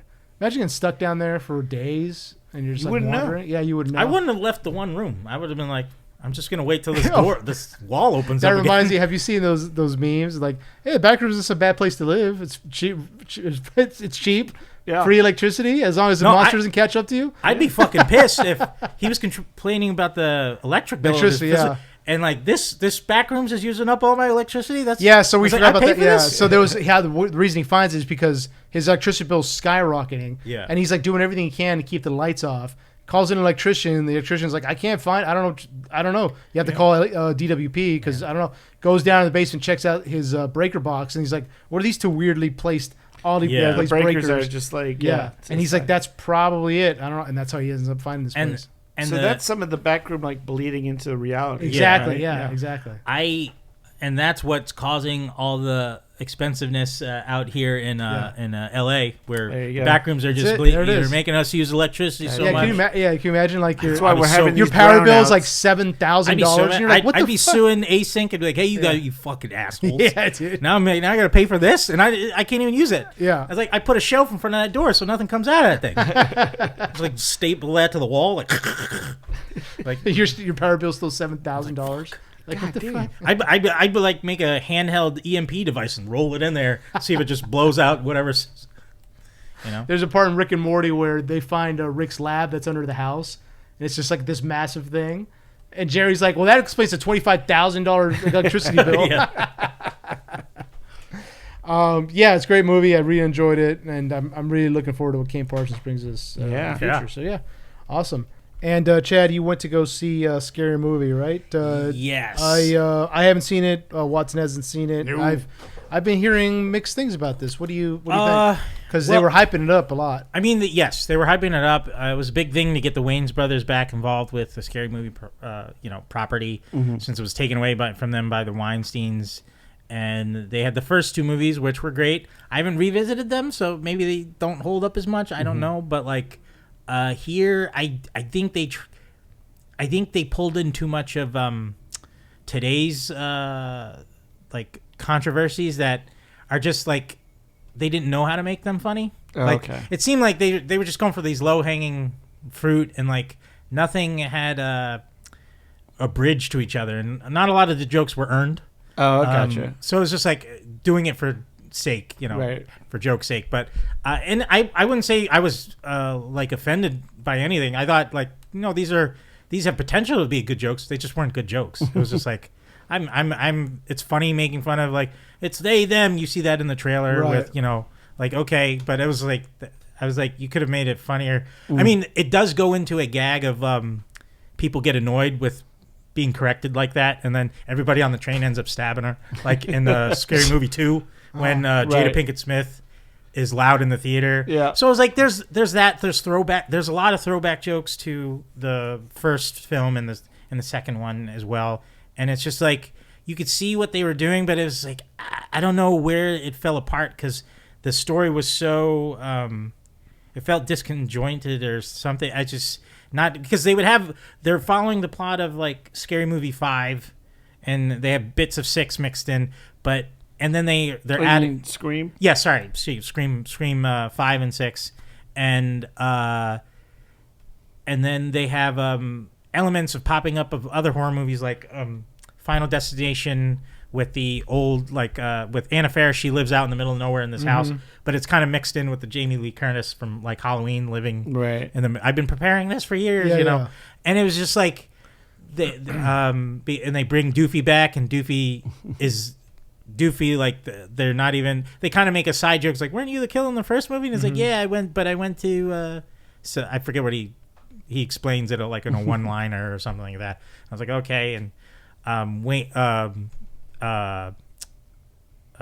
Marlon. I forget what's the brother's name. Sean. Yes, Sean is like, even though he died in the first movie, he comes back. Well, no, he was in the second movie, right? As a different character. Yeah, I think he was. Yeah. Was he the same character? I think he was. Yeah, I want to say he was a different character. Yeah, I forget. But this one, he came back as his character from the first one, and he like the first scene you see is him walking into a church, sort of kind of like Sinners, and he walks up and he's wearing from that viral video of that I ain't gay no more. Yeah, and then it goes on for too long. Like they like drag that out so much. I'm like, this is just like, okay, guys. So yeah, it's just a lot of it just didn't work, and some of the younger actors, you just didn't really like or care for it. Right. But I think they were written that way because of the way the movie ended. It was kind of hankering on the joke of like how a lot of movies today or IP we're using this movie to hand it down to the younger, right, the and legacy sequel, yeah, right. and like they would always like treat the older ones like, you're so old, you're so cringe, or you're and then finally they all break and they end up killing all the young people, and I was like, that's funny. Yeah. Like, I just wish it was written a little bit better to get there, because it was kind of like just as the big reveal of any Scream movie. Like, the killers are revealed to be Shaquille O'Neal, right. Anthony Anderson, and Marlon and Sean. And I was like, and they were just all talking about, like, you did Scary Movie 3 and 4 without us. What, like, you backstabbed us. So I love that like, that was so good. Yeah. That I wish that was just the whole movie, instead of like all these random other kind of jokes they tried to like shove in there. And I think they were also making up for time of the years they've been gone from the whole series. So, and I get it, I understand that, but I just think they should have pulled some jokes out, or they shouldn't have stuffed as much in there as they could have or should have. Did the jokes hit? Like, do you feel like they had good laughs, or I maybe there was some, like, I would the chuckle at, but I didn't laugh at. But it's also could be I'm older now, and they were more college humor type of stuff. Yeah, so it could be that. But that's why I'd have to revisit the first and second movie. Right. Like, do they still hold up to me? I mean, they're nostalgic. Did the crowd? I mean, did it feel like the audience reacted well to it? No, I mean, there were some people laughing in the theater, and I went during the middle of the day, so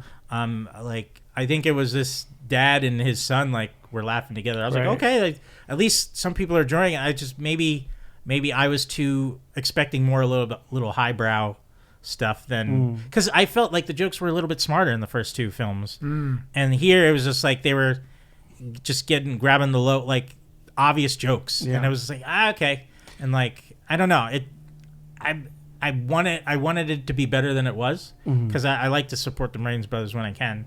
I'm not very much of a White Chicks fan or anything like that, but like, I love the Wayne Brady Show and Keenan Ivory Wayans. I love some of his like movies, like what's the movie? Oh my God, it was a spoof on the black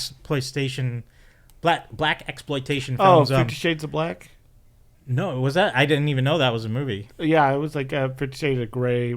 Oh, that's funny. Parody movie. No, I never. I guess I missed that one. But there was one earlier than that with it's like an action, like 70s. Oh, I'm gonna get you, sucker. Yeah, that's it. Come on, that's a great movie. I couldn't remember the name. Yeah, no, that's one of my favorites. But like, I love those type of things. And, and I don't know, here they just it felt like they didn't try too hard, or they maybe tried too hard. I'm interested because it's like that kind of type of comedy that they're doing now. This goes back to like the Zucker brothers and like Airplane and that kind of like reference kind of comedy. Well, they're so different because the Farrelly brother did the third and fourth movies. Yes, and those weren't really good. Right now, but Farrelly brothers are not the people who do the Naked Gun stuff and all that. Yeah. So I would say maybe I went into thinking it would be more like Naked Gun type of jokes, and I forgot that it wasn't that. But I'm thinking it could have been written a bit better. Though. Yeah, because I remember like when they were on the tail end of like Meet the Spartans and all those. Yeah, it was a lot of like, hey, we saw a trailer for a thing. We're just gonna throw a reference. It's like we're gonna have Iron Man show up because he was in the Iron Man trailer. You know? And I feel like I'm worried. I'm not worried, but I'm just I know that like Spaceballs 2 is coming out. Yeah, and does that comedy still hold true? Like. I think it does. Today still like it, Because I think there was enough people who did enjoy Naked Gun. Like when I saw that, the new one with Liam Neeson. And people were still laughing at those types of jokes. So I think it is there. It's just not a lot of people go for that humor. Really. Yeah, but there is a community that does, and I do think Scary Movie has the potential for it. It's just I just don't think the writing was as strong as the first two films. Or I'm hoping maybe like if it's on. Streaming somewhere again, I might just give it a rewatch just to see if anything really hits or sticks. But like you could tell, they really were pulling from these movies, and it just didn't really stick the landing. Like some jokes were humorous. It was just I didn't really go for it. I don't know. It was. I wish I did. Well, I mean, I was a big fan of Anna Faris, so I'm kind of glad that she's back in the limelight a little bit. I hope she was good in it. No, I mean she gives her performance, but like it's also the actress who plays her daughter surprisingly looks like her, and like she's doing an Anna Faris impression too, so it's kind of like it's funny with that context. But like, I don't know. They just Anna Faris, she did a great job, but it was just like the jokes that she had weren't as. I wish they were better. Like there was a funny sequence like in the end when you know they go to fight Ghostface and everything. She shows up dressed as John Wick and like she's doing a whole thing through the house, and then all these guys dressed up as Ghostface come in and she's just taking them down. I was like, that's fun. So there's fun things. It's just not like as laugh out loud as I would have loved it. Like, but there's humorous things, there's funny things. It's just I just wish they gave things room to breathe. Maybe. They're just trying to throw too much in. Yeah, and like the whole Sinners thing where the kids show up at the door and they're singing this. Right. I was like, it was corny. I didn't really. It's just like, all right, it was just a one-off little thing, and then they're the main kids, and then they run around the house and they're out of that costume, and it's like, hey, we got to get in the house another way, and and it's like it was just them trying to get into the party, and they see a window. And it's like, yeah, we could get in this window. It's like, I don't know, it's gonna be hard to break into. And then the kid goes, here, let me do this, and goes, and he does the Wicked like song, like and it breaks, and she goes, Wicked, and I was like, okay, boy. Yeah. So it's like some jokes like that. When you gotta explain the joke, no, she's saying like Wicked as in Boston Wicked, but I was like, that's Wicked, yeah. So it's just like I just some stuff like that was just like, all right, I rolled my eyes. I wanted more of Chris Elliott. You didn't get a lot of him. Oh no! But I thought he was just like in. Was he just in the post-credit scene? I heard. No, there was one scene in the because they were like looking who the killer could be, and like Damon Wayans Jr. and I forget the actress's name, but she was a former cast member of SNL recently. She's Regina Hall. No. She's like last season or the season before. I forget her name. Tall. She's very tall. I'm not going to remember it, but they're doing long legs. They're like detectives, and you see the scene of remember where Nick Cage is standing on the side of the road waiting to be arrested. And then there's this black guy standing next to him, and he's just looking at Chris Elliott weird, and then Chris Elliott puts his hands up as the cops pull up, but then they tackle the black guy and they start beating him. And then Damon Wayans and the partner are just talking about it's like that's not him. I think it's that guy. And he's like, you sure? And it shows the picture, and then they arrest him, and like that's kind of the quick bit, and then you don't see the interrogation until like the credits of the movie, and I'm like, I was like, oh okay, I guess they're just doing it for it just didn't feel like that was so not even in the same vicinity of the rest of the movie. Right. I thought that was gonna be a bigger scene in the movie. No, me too. I thought because it's in the trailer. That's the thing. It just felt like these jokes were separate from each other. And they didn't follow a story. Right. They probably were like, we've got Chris Elliott for a day. Let's film this. Right. You get all these people and throw it in the trailer. So that's the thing. I just wish the story worked better. Right. And maybe even try just not to rehash the ghost. I'm guessing they made a weapons reference, no? Yes. Oh, I'm sure they did. Yeah, because he has the kid running around in the trailer. And it was Marlon Wayans' character had these like candy gummies and like they were put out by accident and given to the kids for Halloween, and the kids are running like whoa. And you hear ADR of the kids saying weird stuff, and I was like, I'm Naruto and things like that. I was like, when he hits by car, right? Yeah, and I was like, oh, okay. I mean, that was just like whatever. I don't know. It's just. I'm trying to think of like was there any Black Phone reference or? Surprisingly, no, I didn't see it. There was no Black Phone stuff unless I missed it when I went to the bathroom. But like I don't remember. I'm trying to think of modern horror, like what would they throw in there? But. I mean, they had the Megan thing on the train. Right. There was a majority of it was like Scream 5 stuff. Right. But then I'm trying to think of what other horror movies popped up in there. They did The Stuff. What's the Substance? Substance, yes. They did this with Sherry O'Terry. She's getting stuff injected into her. I know, and that's The Stuff, they call it, right? Yeah, The Stuff. That's why I was like, The Stuff, they did that.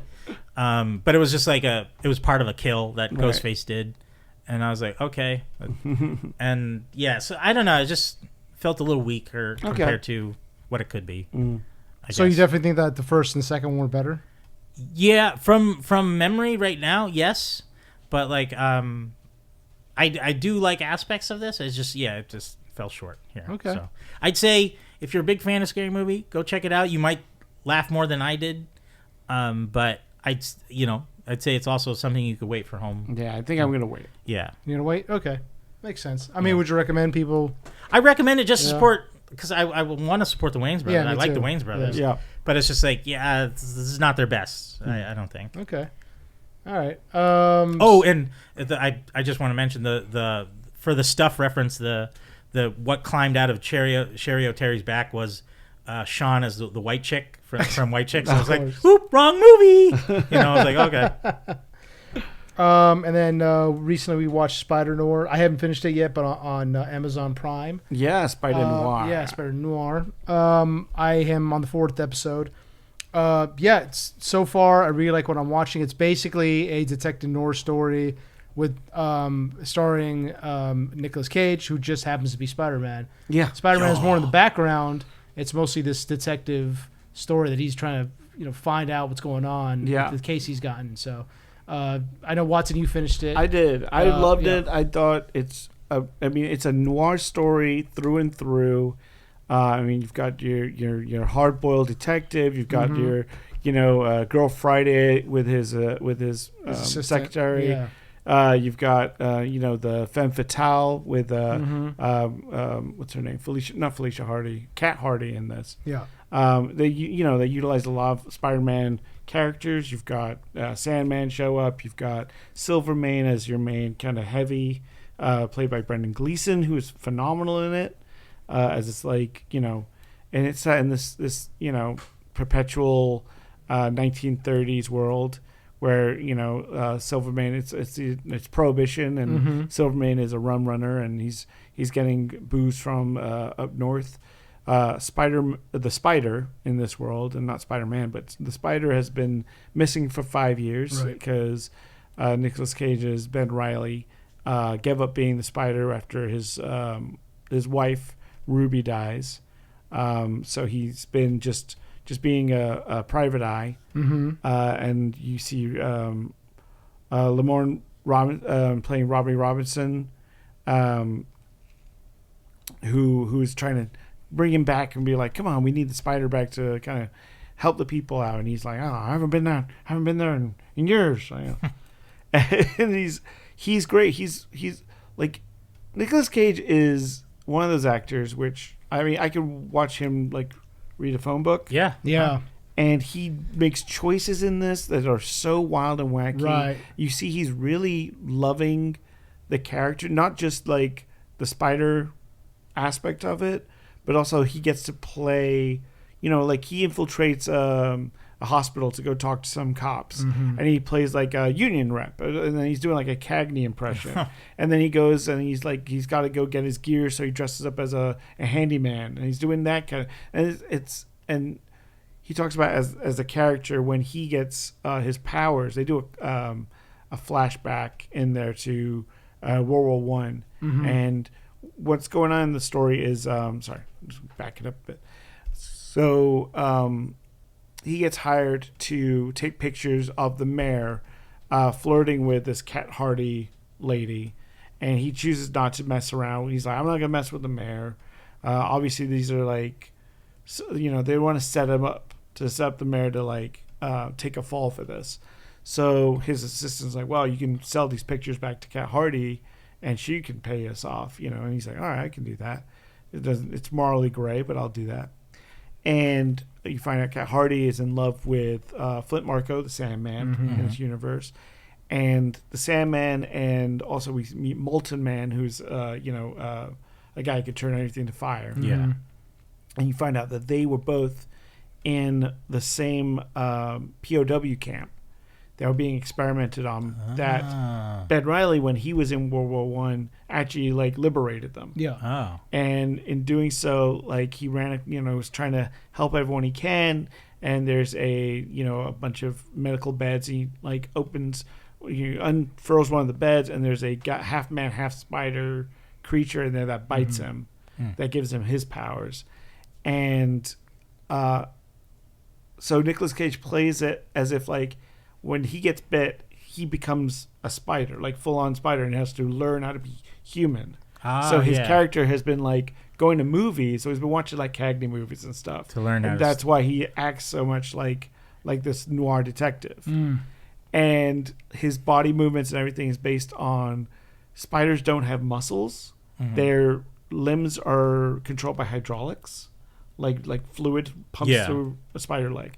So when he like acts as the spider, like he does all these like really fast like arm motions, like ticks. Like he's got all these ticks and craziness going on, and you find out it's like him trying to control his body basically. Awesome. Okay. Yeah. It's really, I mean, he's crazy, but it's great.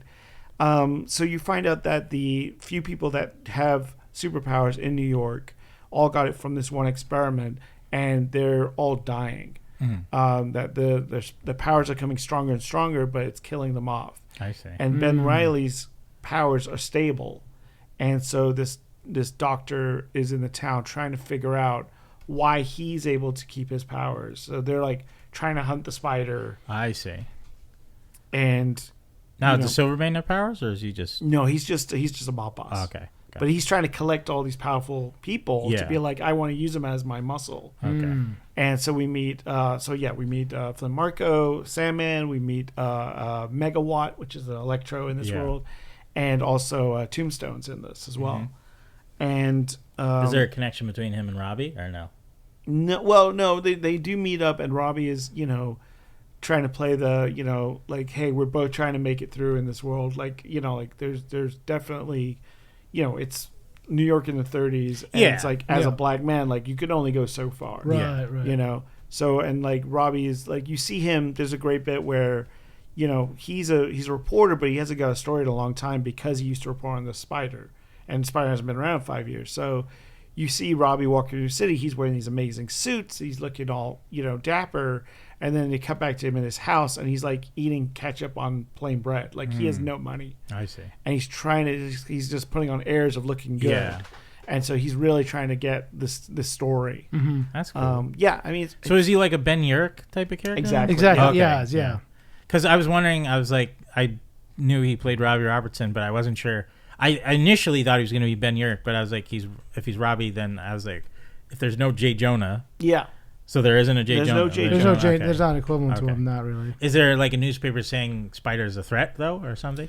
To an extent, yeah. So we start off like, obviously, Ben has not been the Spider in a long time. Yeah. And then they threaten. When Silvermane sends his goons to threaten Ben, and like they beat up his assistant, or like she gets scared. And so he dresses up as a Spider to go threaten Silvermane. And, in doing so, like he stops him in the street and the cars. And it's this great little action sequence. And but the cops are actually doing a setup and trying to get Silvermane, and he kind of ruins it all. Oh, okay. So there's this little bit of like, is the Spider friend or foe kind of deal. Yeah, I see. Okay. But I love the show. I thought it looked amazing for a Amazon TV show. It looks phenomenal. Looks great. Especially they were able to film it in black and white and color, so you can pick which version you want to see. Yeah. I highly recommend the black and white version. Yeah, me too. That's what I'm watching. Amazing. Yeah. The lighting in it is phenomenal. Like the way everything's kind of backlit or in smoke and haze and everything. But if you want to watch the color version is really. I saw both versions, and the color is kind of like, it's very hyper colored. It's almost like Dick Tracy-esque. Could you say it's like Phantom, like yes. that kind of? Yeah, absolutely. Okay. They're almost like a there's this kind of like beautiful coloring. I mean, just I don't know how to explain it. Yeah, exactly. Yeah. It's this hyper saturation and everything. Okay. Yeah, but I'd highly recommend it. Okay. It's a great, it's. I haven't watched it in color yet, but I've been watching it in black and white.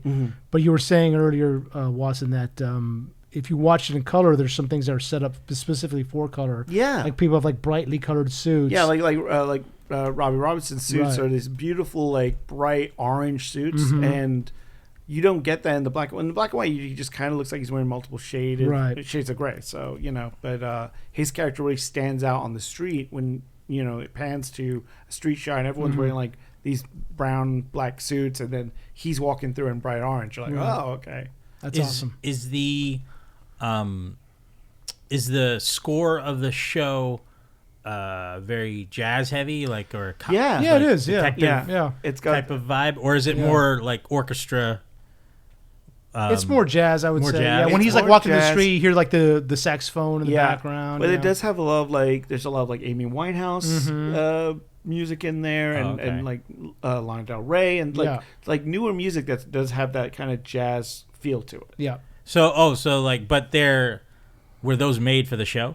Those like Lana Del Rey and I don't think so. No. well, obviously not Amy Winehouse, I would assume, but she's not making new music. no. Yeah, unfortunately. But well, I would say like they're not. Those songs are those like on the radio, or are they just played for the like as they aesthetic do play for the show? like there's a jazz club that Silvermane owns. Okay. And Kat Hardy is a jazz singer in there. Yeah. So they utilize some music in there with her singing that starts off as very classic 40s and then gets a little poppy. Okay. It's actually really cool. I was Yeah. like, oh, that's an interesting take on it. And the fighting in it, the music that it accompanies that, is that very like just drum and cymbal type of stuff? Absolutely. That's nice. Awesome. I like that. The fight scenes are good. Yeah. Yeah, really good.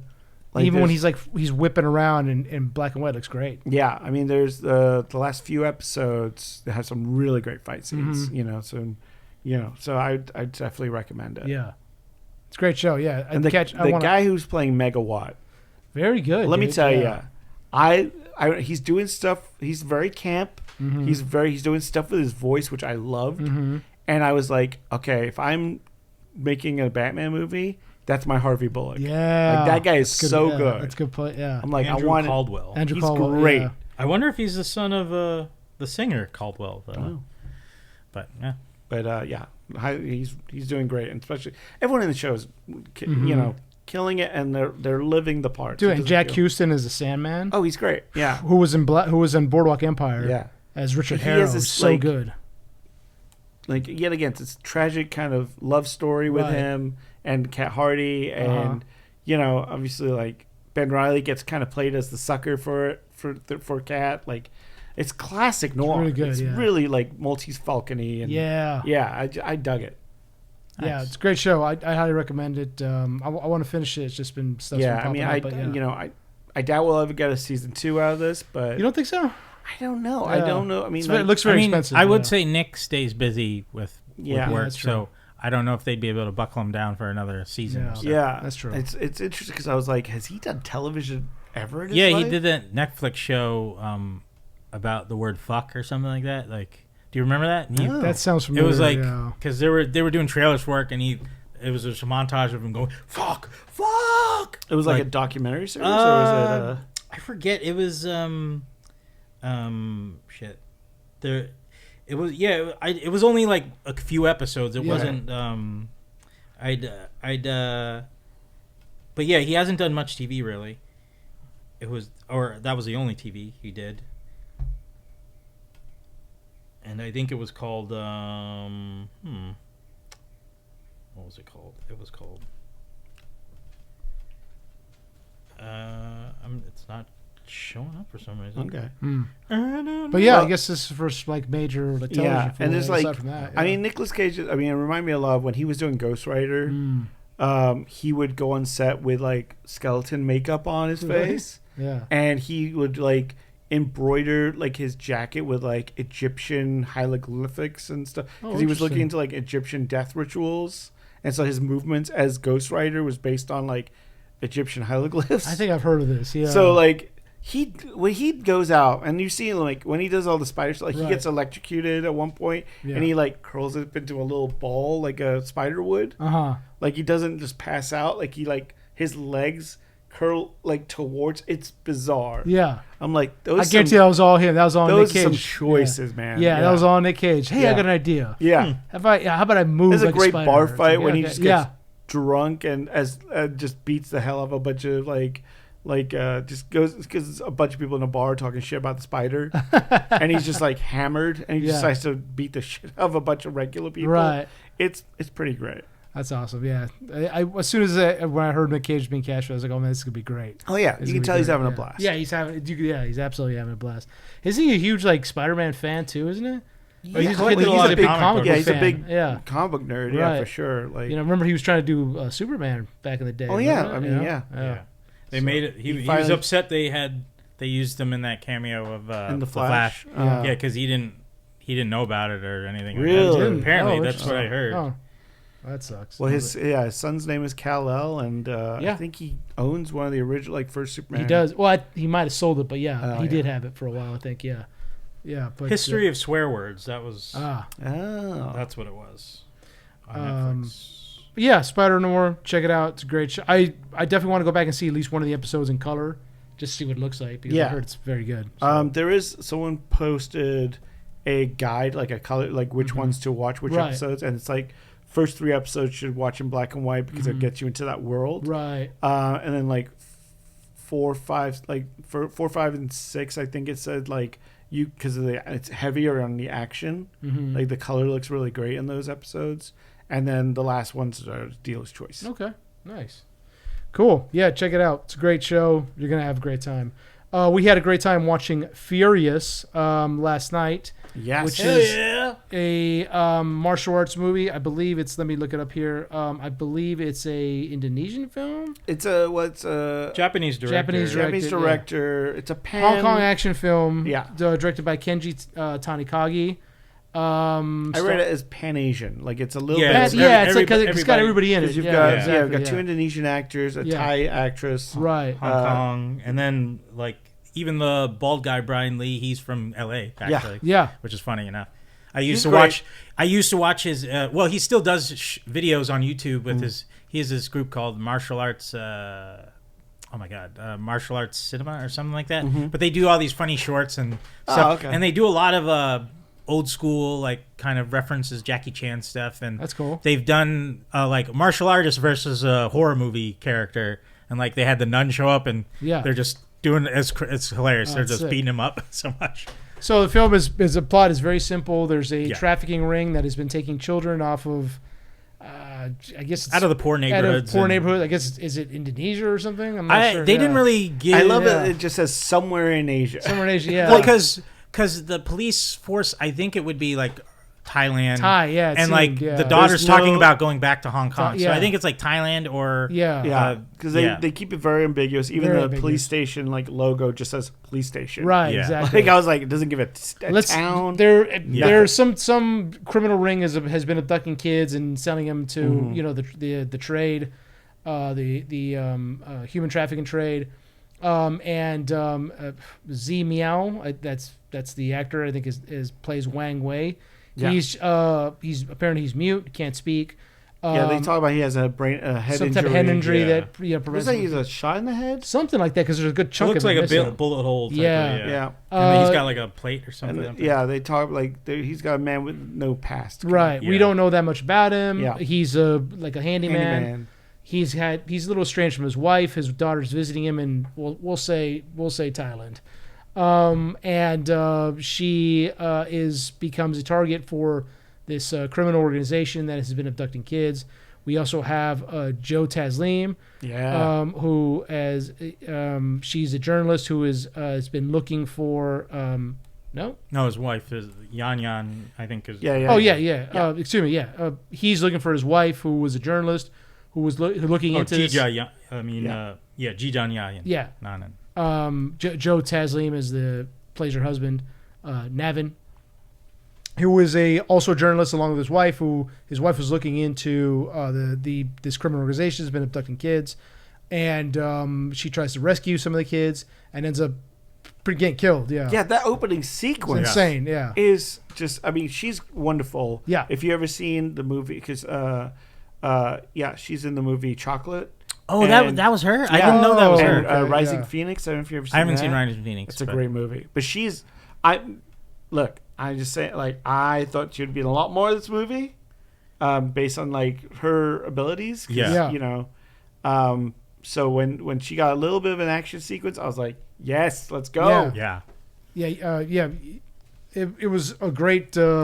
She's basically taking on like 3 or 4 guys trying to rescue this kid, And that's when we have Yayan Ruhian, who is known for The Raid. He's I guess he was in... He was Mad Dog in The Raid. Yeah, Mad Dog, yeah. He is a martial artist as well. Shows up. He's known for playing the heavy in a lot of different movies. And he's in John Wick 4? 3? Yeah. 3. 3, yeah. And he ends up using a bow and arrow in this to really deadly effect. Yeah. Oh, man. Shocking effect. First kill as a kid. Yeah. Shoots his kid who's like 10 right in the head. There was a lot of people in the theater were like, whoa. Yeah. This is a fun audience, by the way, because every time that something crazy happens, people are like, oh. Yeah. They're laughing. It was great. Yeah. There's real stakes in this film. Right. You know, the plot isn't very complicated. No. Wang Wei's daughter is taken, and he sees them taking her, but isn't able to catch up to the truck. Well, he's able to catch up. He just can't hang on. And he eventually... Full Captain America. Yeah, no shoes. Exactly. And he ends up teaming up with Joe Taslim, Niven, who's looking for his wife, who's also disappeared. And they just so happens they're both martial arts experts because of course they are. Of course they started different sides. There's we don't know each other. Yeah, there's the confrontation and like wait. Yeah, you're looking for someone too. Yeah, because you got to have them fight. Right. So the whole movie is them just trying to find out. This guy Joe's trying to find out where his wife went. Wang Wei's trying to get his daughter back. And that's basically it. And they're just running through this criminal organization that has been taking and the cops are corrupt, so Cops they can't get any help from them. They have to fill out a form. Yeah. It turns into procedure here. Turns into a very raid style at the end where they're trapped in a building where just goons are going up there. Yeah. Great movie, dude. The action scenes are phenomenal. It's so funny. The choreography. The choreography is insane. Yes. The action is insane. Yeah. Everything about this film, like it's full on adrenaline rush. The whole thing. Everyone moves so well, fast dude. and so like the way they were able to like push off each other's bodies, and I was just blown away. Like it's so funny because like the Raid was what almost 20 years ago now. Something like 2010 around there. And Joe Taslim 2011 I felt so bad like watching this. I was like, man, he's so wasted in those Mortal Kombat movies. Yeah. Like they do not utilize his skills at all in those movies like he does in this. At least in the first one a little bit, but in this second one not even more. And he is killing it in this. And then the guy who plays Wang Wei, it's just I've never seen him do anything before. Me neither. But I'm like, this guy is like I was just like, wow, he's moving like young Jet Li. Yeah, man. Yeah. I was like, he's actually he played Jet Li's son in Once Upon a Time in China 2. Oh, hilarious. Okay. So like it was a bit like people were bringing this up like, oh, this is a big rise up for him because I think he's just not been in a lot of stuff since then, and then like this, and like he's got something else coming out too, I think soon. He is phenomenal. He's amazing. So good. Yeah. Like just some of the things he was doing in this film, it's action packed and like it doesn't stop moving. No. The whole movie is just go. Yeah. And even like he's writing because he's mute. He's writing down. I have no time. I have no time to deal with the police. I don't have time to barely take care of the wounds on me. I gotta go to this. I got this clue to go to this club, which of course some like cage fighting's going on in there. So he's got to take out a bunch of cage fighters and take out the mid boss.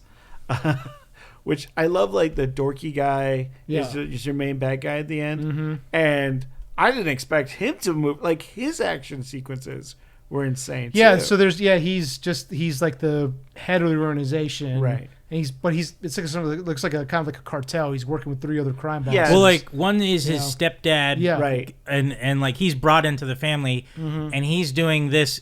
I don't think they don't care how he's making them money, but he's they until the chief shows up, because you went to the bathroom at this moment, and like the chief of police was in there telling him like what happened and that he needs to take him in, and then they were like, I can't believe you were selling children. Like they were shocked by it, saving face, even though they really didn't care. They were obviously just saying that out loud just to be like, hey, you're gonna go to jail now because you failed. Yeah, we need a fall guy. Yeah, basically. Pretty much. And then he loses it and just goes ham on everybody in there. Like, he like bites that guy's finger off. Yeah, and like that was another moment where when he stabs his wife. Yeah, that like people were shocked in the audience. Like, no, it reminded me of Killzone or SPL in another country. It's called that, but it was Donnie Yen and oh my god, he's the chubby. I'm mad that I'm fucking up his name right now. Sammo Hung. Sorry, Sammo Hung. Oh, okay. Sammo Hung's the bad guy, and like he's got a wife and kid, and like I think he kills or he throws Donnie Yen out the window, I think, and he lands on his family's car and kills his wife and daughter. And I'm like, Jesus, this is fucking dark, this movie. And like, but it reminded me of that, and I was like, oh wow, they're going, they're really, and he loses his mind when he kills his family in this movie. So I was like, wow. But I'm going from like the nightclub to the like the hotel where all the kids were kept. Snake Pit. The Snake Pit. Yeah. I thought that was the end of the movie. I thought it would end naturally there when they save all the kids. I was like, that's where it's gonna end. No, you got your another, two villains. You got another like half an hour, 40 minutes left of the movie after that, which is just a drag out fight in the police station where all the cops get taken out by arrows. Yeah, and then that was a great scene, dude. I mean, and then it becomes a 2-on-2, right? 4-way fight, jeez. And then Brian Lee resuscitates after being cracked in the head with a mallet. Sledgehammer. Yeah. And you don't really know what side he's on. Right. He's just fighting everyone. Yeah. I was hoping he would get a fight with Yayan Ruhian, the bow and arrow guy. Yeah. Because he's, guy he calls his father, who's one of the crime bosses, is like riddled with arrows. Right. When it comes to. Like he was going for So revenge. I thought he was going to, but they didn't really fight each other. I was like, oh, shit. Yeah. Well, I think when he first lunged in, he lunged at him, but the guy dodged out of the way. Yeah, but his target was mostly Wang Wei. No, his target was I guess the glasses. Yeah, the glasses guy. Yeah. See, the problem that was the problem with that scene. I thought was like glasses guy and Wang Wei were both wearing black suits, or like they were both wearing the same color. Yeah. So it was very hard, especially with the lighting in that scene. They're moving so fast. Dude. It was like keeping track. Yeah. It's like someone should have been wearing like just white or something. You guys just got to get familiar with martial arts stuff, man. I was able to keep track. You were able to keep track of it? Yeah. So we talked about it last night that they were all using different martial arts. What do you explain the different martial arts to us? Go ahead. By character. Yeah. By the character name. No, don't look it up. I just need the. You know martial arts. Here we go. Don't look it up. I can only describe because I don't remember everybody's name. No, I'll give it to you. Wang Wei is the main character. Yeah, Wang Wei. Go ahead. The mute assassin. Yeah. He used Wing Chun Kung Fu. So good. And then we have Taslim, who Joe Taslim. He uses Jiu-Jitsu. Okay. And then we have Brian Lee, who's a big dude. He brute strength. Yeah. His was like mixture of brute strength, but also old kung fu with like the animal style type of stuff. Yeah, it was he did a lot. He switched into a lot of monkey that, which style. Yeah. he's monkey known style, to do on his YouTube shorts. He does a lot of some of that old kung fu type of like frog, like he would leap into them with the head. So I'm not sure. I can't really put a name on that, but Yayan, he used his martial arts with, I want to say Jakarta, but that's a country or a city. The Indonesian style. The one from the raid, that style. He's pretty much using that. And Glasses guy, we got to find his name, dude. Yeah. No, don't look it up. Okay. His character. You're about to look it up. Yeah. I got it right in front of me. No, I don't want you looking up his style. What's his style? His style is Taekwondo. Okay. Because there was a lot of kicks like crazy. It was funny. There wasn't a lot of kicks in this movie. It was mostly grappling and punches. There wasn't a ton of kicks until he came on scene. Then he was kicking. Well, no, I would say there was kicks, but it was like mainly drop kicks and like drop kicks. Yeah, but not, I'm talking about like traditional, like Jet Li kind of style. Like it's two people standing throwing kicks at each other. Well, I would say Wang Wei probably did most of the kicks then before that guy came in. I don't think he did a lot of kicks. He did. He was mostly grappling with people, just like he would hit him and then he would like knee him in the face and stuff. Yeah, that's and hammer the hell out of him. That was still a kick. That's your knee. leg. That's your leg. That's a knee. That's not a kick.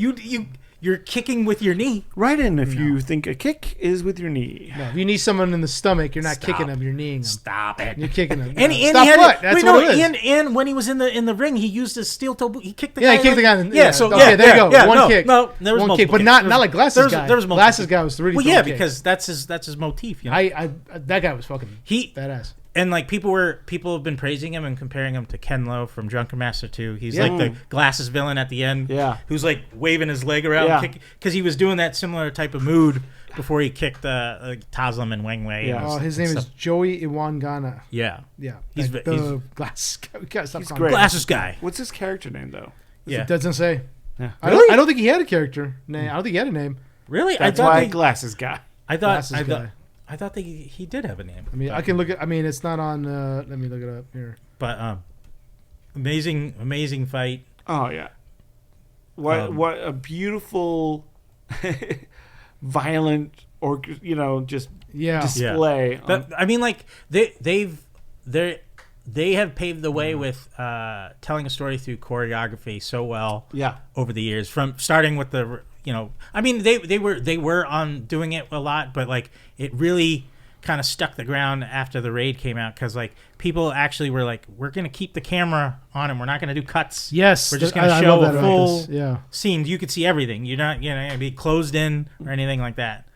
And I was even really impressed by Rainey, the daughter. Oh yeah, she did great. Yeah. Oh, I guess there's a sequence when she's on the back of a motorcycle. Oh yeah, awesome kid. Yeah, just smacking me with a pipe. I was like, damn. Oh, his name is Pak Lung. Pak Lung. Okay, yeah, that's it. No more information aside from that. But no, yeah, like I mean, I think I heard rumors of a Furious 2 happening. Ah. So I don't know if it'll be the same characters or just a completely new story, which I could see. They've done that before with other movies, where Killzone 2 was a separate ring of characters. So, but I mean, if you bring them all back, that's cool, because they're amazing at what they do. So, yeah. Well, you can't bring back Naveen. Well, no, I mean like as new character, like if there's anthology type of thing. Oh, like, okay, use the actors. Yeah, as just characters. Okay, yeah, absolutely. And like get Iko in there from the raid as well. Get Tony Jaa there. Well, yeah, I mean that's the Triple Threat. Yeah. That was a good movie too, but it went under the radar. Not a lot of people knew about it because the marketing wasn't as good as the Furious on this one. They weren't getting Rotten Tomatoes 100%. No, this movie was balls to the wall the entire time. I loved it. Yeah, I wish I could see the budget, but I'm sure it wasn't much. Probably like $1 or $2 million, if that. Yeah, it's hard to find budgets for movies like this. Yeah, anything out of the U.S. Or just what the box office doing. I can't even find information on that either. But I'm sure it's making money. I mean, our theater was, wasn't packed, but it was pleasantly full. Yeah. I'm hoping this weekend it gets a good run of things, because I'm not sure if it's I hope if it makes enough money they'll keep it in theaters longer, because right now the last time I saw it was staying till like the last day was Tuesday of next week, which sucks. I hate that. But I mean, like, I will say there's the Monterey theater, so it might be it might stay longer there, which sucks, because I guess it's like more of an Asian community in that area, Los Angeles and or Montebello. And I've seen a bunch of like Hong Kong and stuff there, because like at least they're there for a good run of time. But unfortunately, I mean, dropping something like this in the middle of summer where there's just so much other content coming out. True, but I mean, like, if you look at the quality of some of that other stuff coming out, this is still way better. Yeah, absolutely. It's crazy. But these were movies.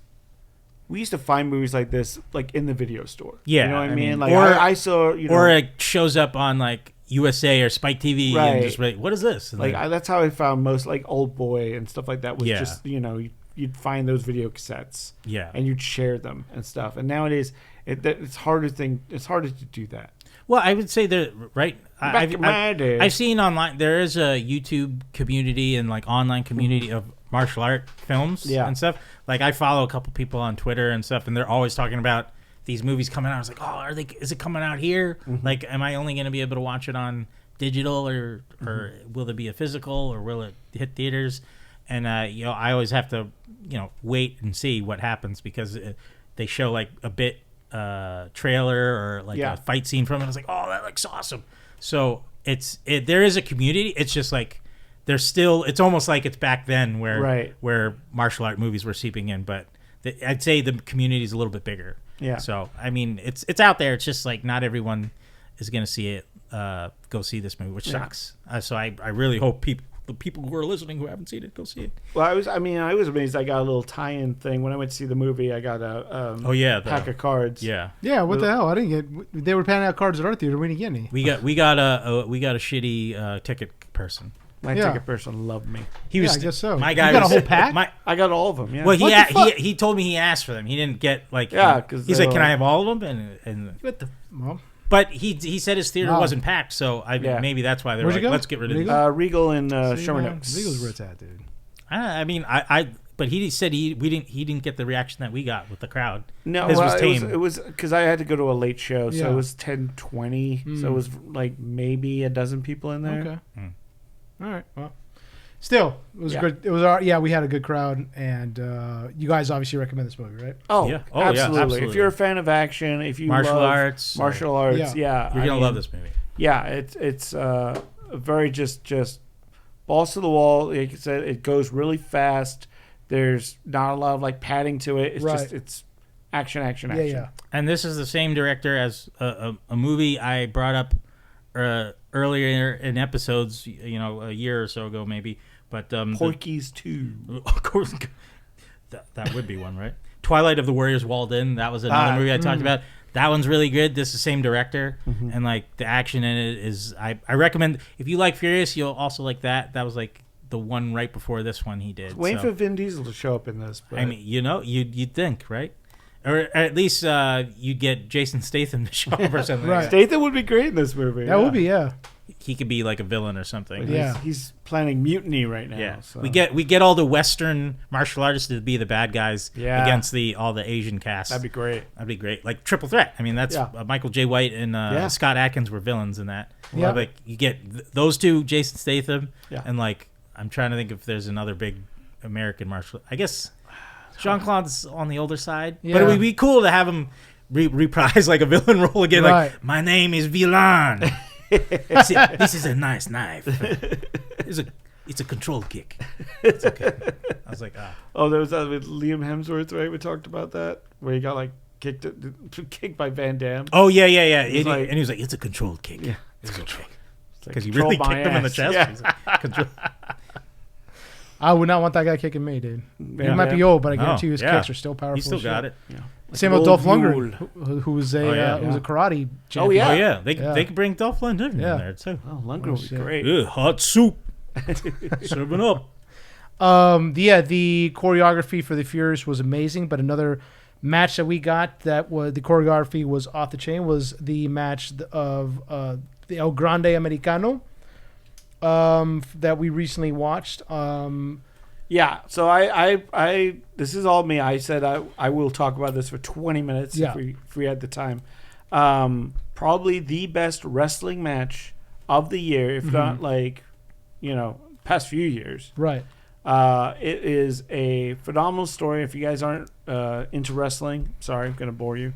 But so this was a AAA match down in Mexico. Right. With two characters, the El Grande Americano versus El Grande Americano Original. Okay. Um, Yeah, give us a backstory on these two. okay, so basically, we got to cut back to maybe 2 years ago. Mm-hmm.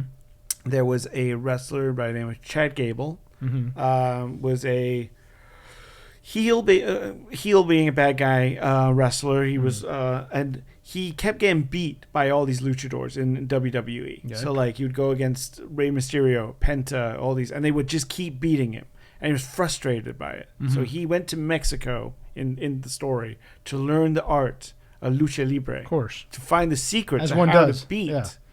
And in doing so, met a wrestler to teach him, who was El Grande Americano. Mm-hmm.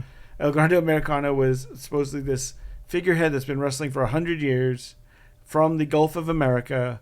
He comes out in a star-spangled outfit with a lucha mask, and it's very clearly Chad Gable. Chad Gable is like 5'3", 5'4". He's a small guy. He's very easily recognizable. Yeah. And he's been doing this El Grande character. So he comes out. He beats up all the other luchadors in WWE by cheating. He throws like a little metal plate under his mask and headbutts him and wins the match.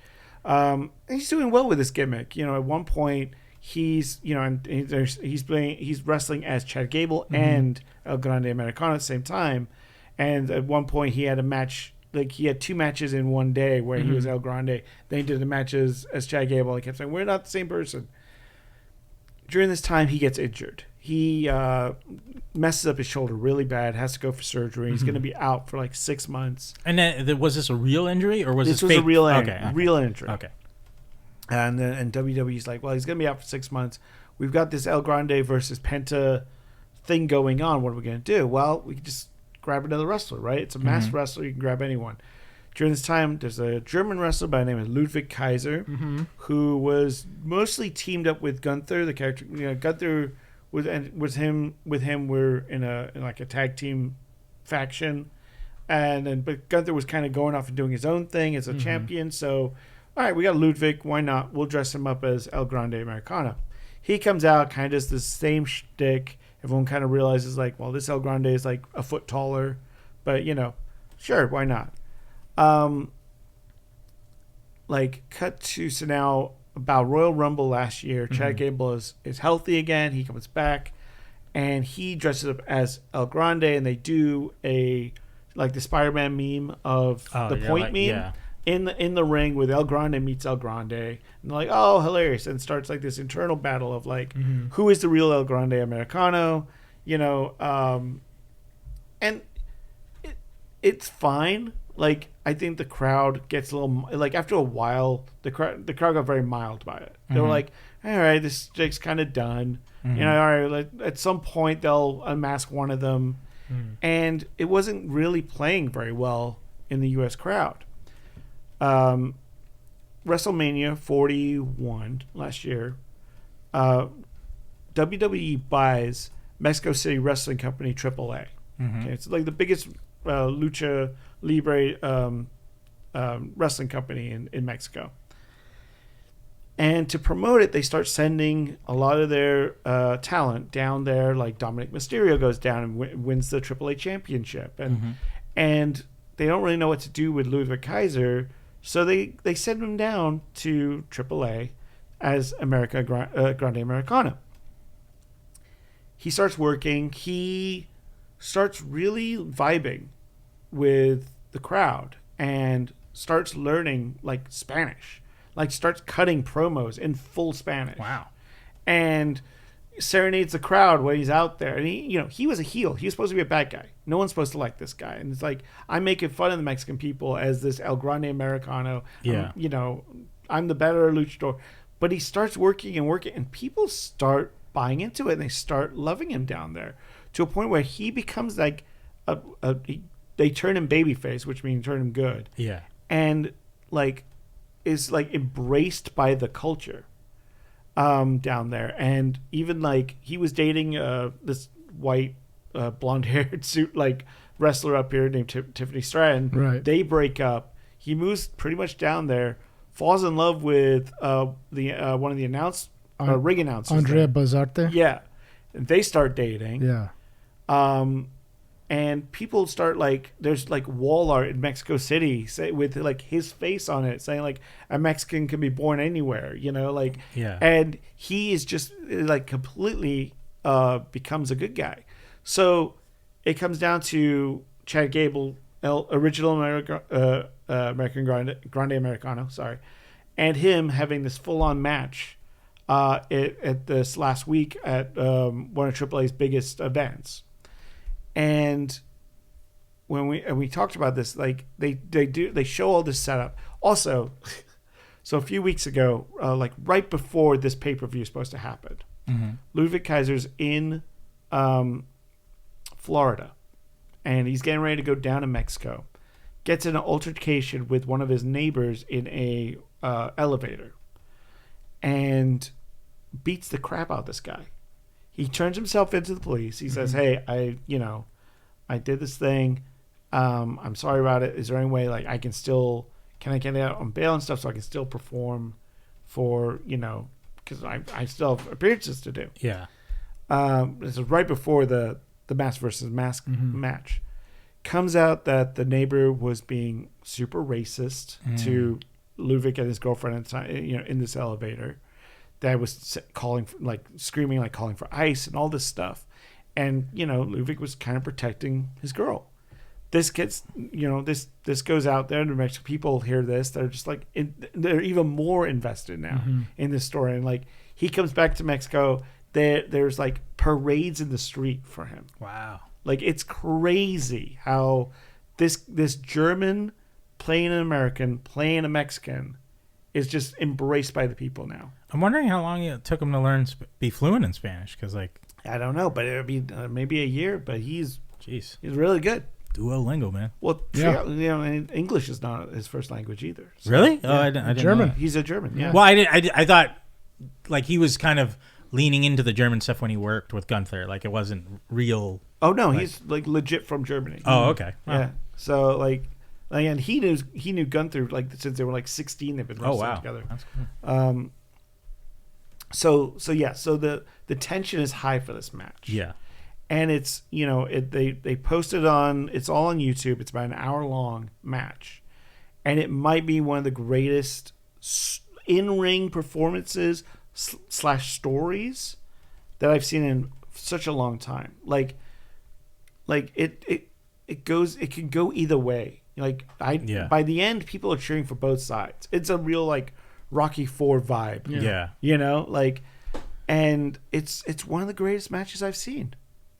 No, yeah. What did you guys think? I mean, when you showed us it the other day, I was like, no, this one match was way more entertaining than anything from the most recent WrestleMania. Yeah. We all watched it Wednesday night, so. And when we were talking about like why wouldn't they do this match on a WrestleMania? And because it's like those two guys never got a chance in WWE. Like they've never held a belt.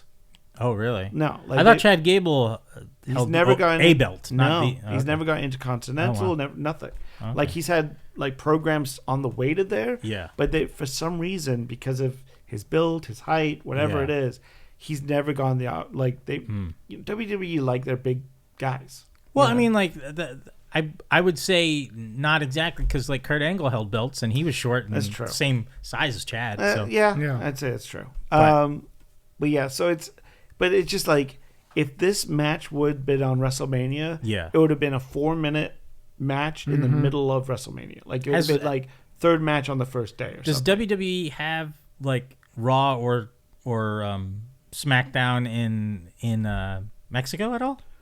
I mean, they air it there, but like I mean, like you know how they travel around to different countries. Like, have they never been to Mexico? No, they don't really go to Latin America. I'm shocked. They do. I mean, they go to Puerto Rico a couple of times for like stuff like Backlash. Yeah, and they do the European circuit, but that's about it. They'll do like shows in Japan, but they're house shows, so they won't air them on TV or anything. So I'm shocked that they don't go down there now that they bought AAA. So like, they should just do that. And then they can add in those matches into the WrestleMania or whatever event it is. Absolutely. Hopefully in the future. Yeah. And especially with this match getting as much attention as it has gotten. Yeah. I mean, it has gotten. There's Wrestling Observer magazine has a 5-star system for wrestling matches. Mm-hmm. This got 5 3/4 stars.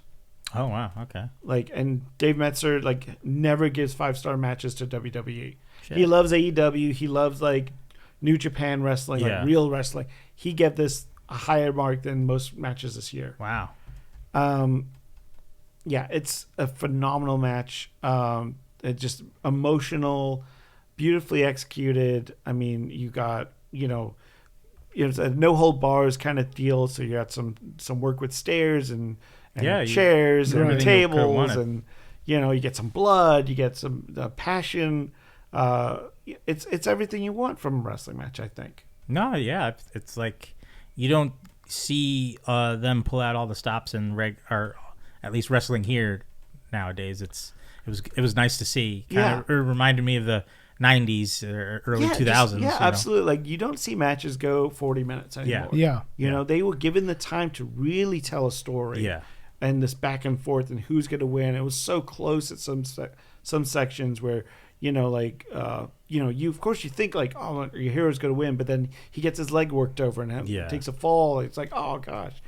It's like get up. Yeah, and they even they had bits of like his girlfriend in the crowd who Chad Gable got fired from AAA so that she wouldn't be there, and she like pulls a ticket like, haha, I bought a ticket. So I mean, just beautifully well placed. And from what I've heard, it was the Undertaker was the one that booked this match. Oh, really? Yeah. So he's the one who was like really orchestrating it. Oh, that's awesome. Behind the scenes. So he's got the old school magic. I'm glad like some people like Undertaker are still involved in that capacity to bring that kind of entertainment out, to people who really enjoy it. So that's cool.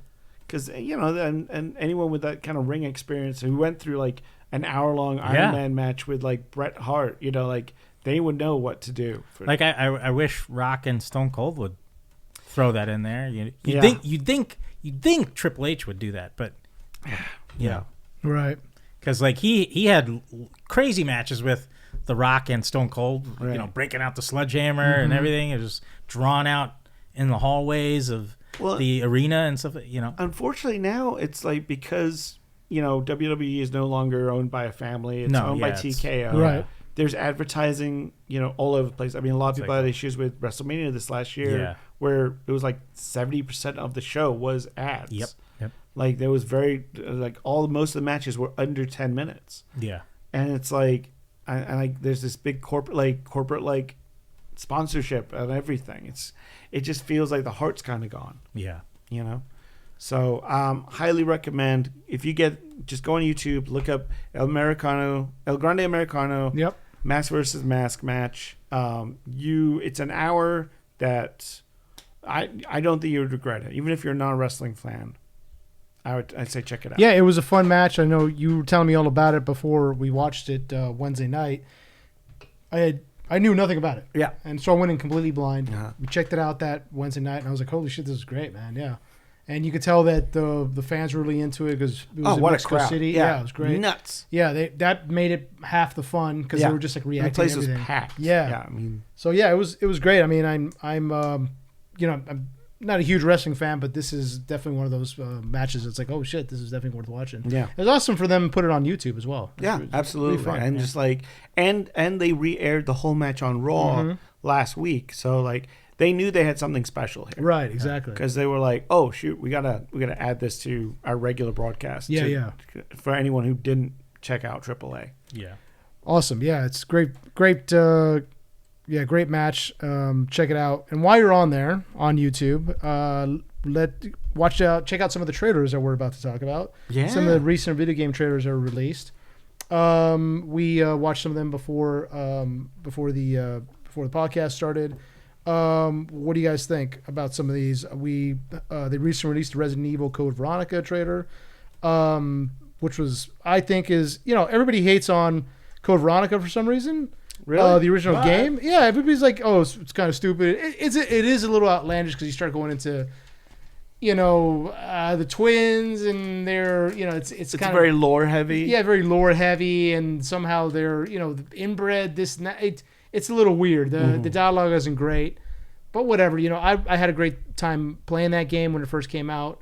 So I like it a lot. So when I saw that the trailer had dropped for this and they're remaking all the Resident Evil games, I was like, great. I'm all in favor of it. The fact that they don't say Code Veronica makes me wonder. It's like, it's weird that they maybe they're changing it drastically. So right. No, they're definitely. But there is a good group of people who do love Code Veronica. They've been wanting it for a long time. So I think people are really excited about that. Yeah, they're definitely. They've already said they're pretty much leaning into like the more serious aspect of it.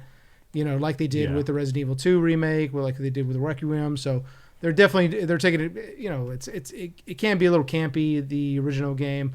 I still enjoyed it, but yeah, they're definitely taking a more serious aspect to it, just by the trailer how it opens. So yeah. Gen Atlas is another one that recently dropped. Yeah, it looks amazing. What do you guys think of that? I mean, it looks great from what they've shown. Like it's from the creators of Shadow of the Colossus. Yep. And it looks beautiful. I mean, I don't know much about story-wise what's going on. No, I mean, from the trailer, it looks like you're some kind of part humanoid, part mechanical cyborg thing. Automan. Maybe, but it seems like you're... I'm not sure if you're hunting the giants or if you're just... what exactly? There's no real story yet being given to us, but it looks... visually, it looks very fun and interesting and stuff, so... I'm eager to check that out when that does come out, and like but there was like a whole bunch of I took down a bunch of just games that I'm interested in when they do come out. With like hit us with them. Some one called Orbitals for Switch 2, which is the artwork of it is very like Ghibli style, and it looks amazing. It looks beautiful. It's like you're traveling through space with your team. I guess I don't know the story. Oh, I think I remember seeing this like teased like last year. Yeah, and they had a bigger trailer this last Nintendo Direct that just came out, and it looks awesome, looks great. Mm-hmm. And Star Fox, the remake of that, for Switch. I'm so pumped for that. That comes out later this month, actually. Duskblood is the new Souls-like game, but it's multiplayer for Switch too. So that looks pretty fun too. And then they're doing an Ocarina of Time remake, with newer graphics and everything. Yeah, remake. So I'm like, that's pretty exciting. No one expected that really. You brought up Veronica. That was one I had down. And Final Fantasy VII Revelation, the third part of the story, is coming out. I'm pumped for that. They're making another Cuphead game called Mighty Cuphead Adventure. It's sort of like a platformer, too. Yeah. And I was like, that looks awesome. That looks fun. Alien Isolation 2. Yes. So excited. The first one is really good. Yeah. I'm curious if it's going to be connected to a character other than Ripley's daughter or like somebody. It looks that way from the storyline. It looks like it's more planetary like based. Like the crash landed or something like that. It doesn't look like they're stuck on Please bring in the engineers. Prove everybody wrong. Come on, baby. No, let's not do that. Yeah, we need the engineers. It's a playable skin. Yes. No, that's one of the other, because you had to avoid the androids in the game as well. So you have to avoid engineers. Yeah, because they're dangerous there. Yeah. Well, I like that. But Blood Message looked really cool. That was like it mentioned the Tang Dynasty in there. I don't know if that is that when the Mongolians were attacking the wall. I believe so. China. Yeah. But the action looks great. It's a very cool. I don't know if it's going to be. It looked very Ghost of Tsushima type of story type of thing. So that looks fun. Stranger Than Heaven, the group Yakuza, the games. They're making this kind of like I think in 1950s. I forget if they're on Japan or on an island off Japan or something like that. But they're cameos of Snoop Dogg and Tupac, which is crazy. It's weird, but hey, if it works. How do they get the clearance for Tupac as well? I think Snoop Dogg might have some play in his, but it's most likely the family, I'd assume. So I don't know how that works. But they're reimagined Black Flag, Assassin's Creed, newer graphics. So that's pretty exciting. Hopefully, when that comes out, that's a good one to pick up. The Last Ronin, the teaser we got of that was really cool. I'm very pumped since we're not getting a movie anymore. I know. Well, this is a different studio because they initially announced it like last year. Yes, you're right. And then things went sour. Yeah, and they've partnered with a new studio with the concept. So hopefully we'll see something coming out of it by next year or something. Yeah.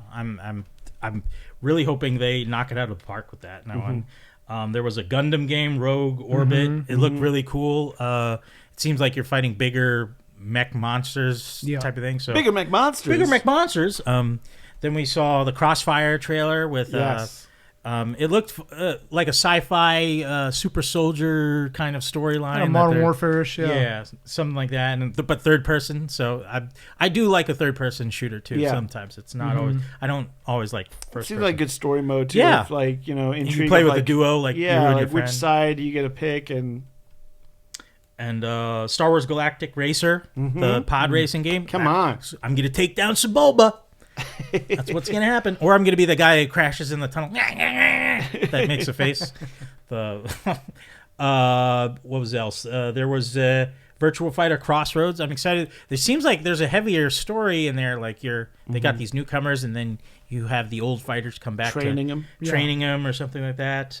So that's intriguing. There's 1666 Amsterdam, which seems like you're a witch, and I don't know the story of it, but it seems like you're a witch and you're fighting other things, entities or something like that. Cool. But it looks interesting. Visually, looks really cool. Star Wars Zero Company. Yeah. It's kind of like Valkyrie Chronicles gameplay, where you kind of position your men around, and then you Let's swarm hope the enemy. It comes out. Well, I think it will. It's got like a Mass Effect story to it. It looks pretty interesting. I think it's far into development enough that it could happen and will happen. I don't know. I've been burned by so many Star Wars games that they're like, "Here's a trailer. Oh, we're not going to put it out."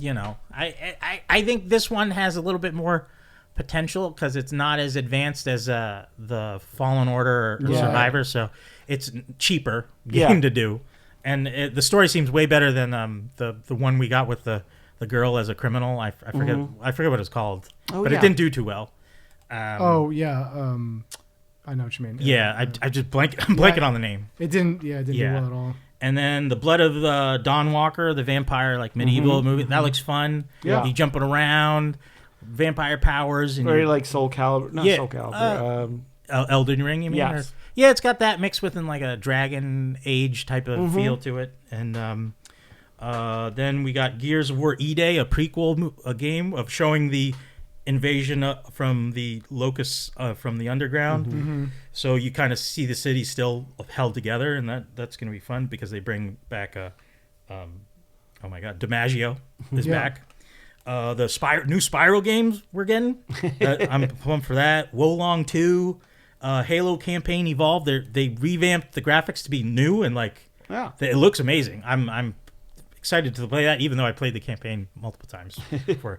Onimusha Way of the Sword, that comes out September or October. I'm pumped for that. There's a demo out right now you could try. Nice. You can download it on your PS5, but who knows if we'll... It might take up that whole terabyte. Yeah, it might take up your terabyte.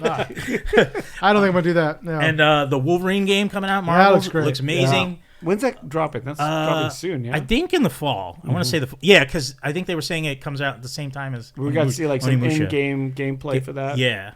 Pumped for that. And then we have obviously God of War Laufey, the wife of Kratos, and it got mixed review, mixed thoughts on it. But I'm open to it. I like the world of God of War, but I necessarily would have preferred maybe the son character because we're more attached. Right. We're more attached to Kratos and the son. Yeah, but this is we spent the whole time trying to get those ashes to the and those. Okay, now you get to. But now like she had the axe, so it's we're finding out more about that character. Okay. It's played by Deborah Ann Wall. Come on, I know you love Deborah Ann Wall. Let's give her some work. Get it? No, I feel bad because they like. She looks so pretty in person, but they make her look less. Did something weird with her. Yeah, and it's based on like one little bit where she like wakes up suddenly. Yeah. I mean, like I watched some of the gameplay that they show you, and like she's just like they make her look plain Jane. Yeah, and it's just so funny, and they say, we're able to show more expression on her face that way with her looking worse than she does in person. I was like, okay, I guess. I was like, But I mean, I'm all for it. That's cool. It looks fun. But the only downside to it looks like that Jack Quaid cube talking thing as annoying. You're not a fan of the cube. I'm not a fan of the cube. The sword. I can deal with the talking sword, but a talking cube thing, it looks stupid. It just looks stupid to me. Just because we at least had a talking head from a guy we decapitated, from in one of the other God of War games. Like that's fine. Yeah. If it's a head, like if it was a head of a person, cool. But I like the idea of like expanding on this universe. No, like you can't just keep following Kratos and his son. Like we gotta keep building. I want to see him wipe out all other mythology. I can't. He needs to move to because I guess this is Egypt. Well, no, it's a mixture of things because it's like the afterworld life. Yeah. And I'm like, well, you guys just don't want to do the research and do a whole mythology. So I like the idea of like going through like Eastern mythology and like going to like India and stuff like that. That'd be good. So I don't know. I think it'll be still fun, but it's just like I don't like Kratos. Although we're getting a remake of the original 3 Kratos games. Of course, yeah. So, because just in time for the TV show. Oh yeah, we'll see how that goes. Tie-in, baby. That picture. You don't like it? Well, no, it's not a great first look. Yeah. But I love the actor. Yeah. But it's just like I wish he got a little more jacked for the role.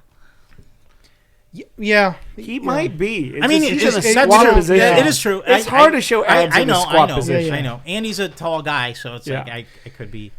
I know a picture says 1,000 words, but you remember we all flipped out when they released the picture for the Superman film. And he's put on his boot while there's something going on in the back. Everybody's like, "What the fuck is it? What's going on?" And it turned out, have you seen the new images? No. Oh, there's a lot coming out right now. Yeah. Without spoiling too much, but we have officially seen Lex Luthor in the battle armor. Oh yeah. And there's actually like footage of them fighting on a street. Oh really? That's cool. And they fixed up the Superman suit a bit. Like I didn't have a problem with the suit. It's still mostly the same. It looks like it's a little tighter, not as like baggy on him, and the shield's a little bigger. Okay. And his hair's a little longer. Yeah. Just little tweaks, but it looks good. I get it. I just always had an issue with Lex in the suit, especially ones where his head is uncovered. Like, right. I mean, Superman can just like flip him, and he's out. He's knocked out. That's the thing. Superman with his finger, just flip him. But Superman wouldn't do that. I know, but knock him out. Well, just with his finger, just like flip it, like you would a bug, like flip, and he's out. He's knocked unconscious. But what the fuck? In the history of their fights, I don't think he's ever punched Lex in the face. Yeah. It's always been. Of course not. He'd fucking go right through so it. He's not gonna do that. All right, just tap it, just like you would just tap, like just tap, just tap his head. He's knocked out. Although he could punch him in the face if Luke is hitting him with a krypton ray, and then he's like, his punch is weaker. Then it's in the image, I mean, the official image that James got put out, he has like a dome thing. Yeah, it does look very Buzz Lightyear. Yeah, I mean, I get it. But to see it actually on the street, no, it looks cool. Nicholas Hoult like walking and punching in a mech suit. I'm like, this is the best of times. Is there? It's powered by kryptonite. At least some versions of the suit is. Some, right? Because it's like if it's not, then she's just gonna be like, get the fuck out of here. Yeah, bro. exactly. Yeah. I'll just catch your fist and just right. Yeah. Get the fuck out of here, dude. What are you gonna do with that? But, I still have high hopes for that movie because the last one I really like. So I think James Gunn is doing good things with it. So so that covers our video games. One last thing, Watson wanted to talk about the ending of Doctor Who. Yeah, so we had some rough news for us Whovians out there. Whovians. Is that what you call yourselves? Yes, that's what we dub ourselves. Yeah, okay. No. So this, if you're old enough, like I am. This isn't your first cancellation of Doctor Who. Doctor Who got canceled. Been around a long time. Yeah. 88 it got canceled, and then didn't come back till 2005 with Russell T. Davies taking over and everything. And it's been continuing on since then for 20 years, since 2005 to now. This last season was a joint venture with BBC and Disney. They joined together. And that's why they created a new Doctor, and they were like, "Oh, we got this whole new energy to the show."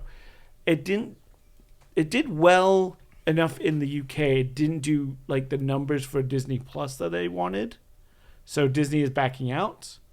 And Russell T. Davies, they ended the show with the main actor who was playing the Doctor at the time, Ncuti Gatwa, regenerating and turning into Billy Piper, who was the companion from the first season with Chris Eccleston. Yeah. And it was this big you'll find out at the Christmas special what this means. Well, turns out that's not happening. They've canceled the Christmas special. They've canceled the show indefinitely. They're like, it's on the shelf kind of thing. Oh, okay. They fired Russell T. Davies, who then posted something of like, yep, we didn't have a script. We didn't have anything set up. I guess they'll never come back to find out what that meant. So hopefully, this is one of those properties that it's not going to be gone away. Like, no, I don't like Star Trek or anything like that. Or they could go animated, if they want to. Yeah, and they've been doing the audiobooks forever, and they keep bringing back like older Doctors. Like Tennant's done a bunch of audiobooks. They brought them back. Eccleston's even done a few. Oh wow. So, I mean, this is something that will continue for a while, but it is kind of sad that, they did this huge setup and they're like teasing the Christmas special this year, and we're not going to get that now. So, c'est la vie. That's R.I.P. Doctor Who. I wouldn't say I was a Whovian because I came in around the Tennant area, but I would call myself a Whoer. What is that? A whore? A whore? A whore. Yeah. Okay. What are you in the Soprano crew? Hashtag whore. Whore. She was a whore. Your mother was a whore. Yeah.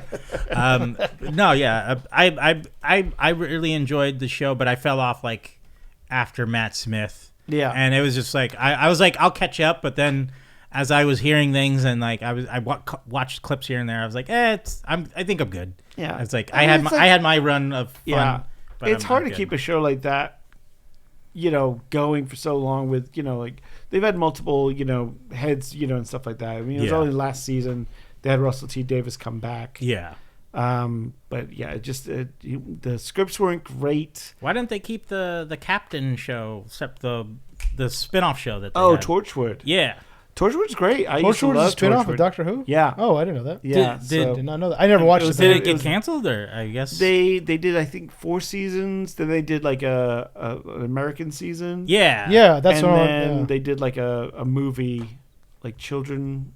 Maybe that was the American season. But yeah, they because that actor I see him post stuff all the time, and he goes to cons. John Barrowman is Captain. I forget his character's name. Jack Harkness. Yeah, so I would love to follow him until he turns into the big face in the Tenet thing. Yeah. I think it's hard to play an immortal character as you're aging naturally too. Right, that's true. right. That is true. Yeah, but I mean, if he aged up into a big face, then I wouldn't. I'd be like, okay, that makes sense. The last season is just a big head and tiny legs. Like, what's happening? I think I'll rest right here. Yeah. And his legs just shrivel up. Yeah. Or fall off. Yeah. Well, who was your favorite Doctor Who, Watson? I never Of really the watched modern the show. era, I mean, Tenet is just in general. really hard to. In he's hard to general, so my doctor, growing up as a kid, was Sylvester McCoy. Okay.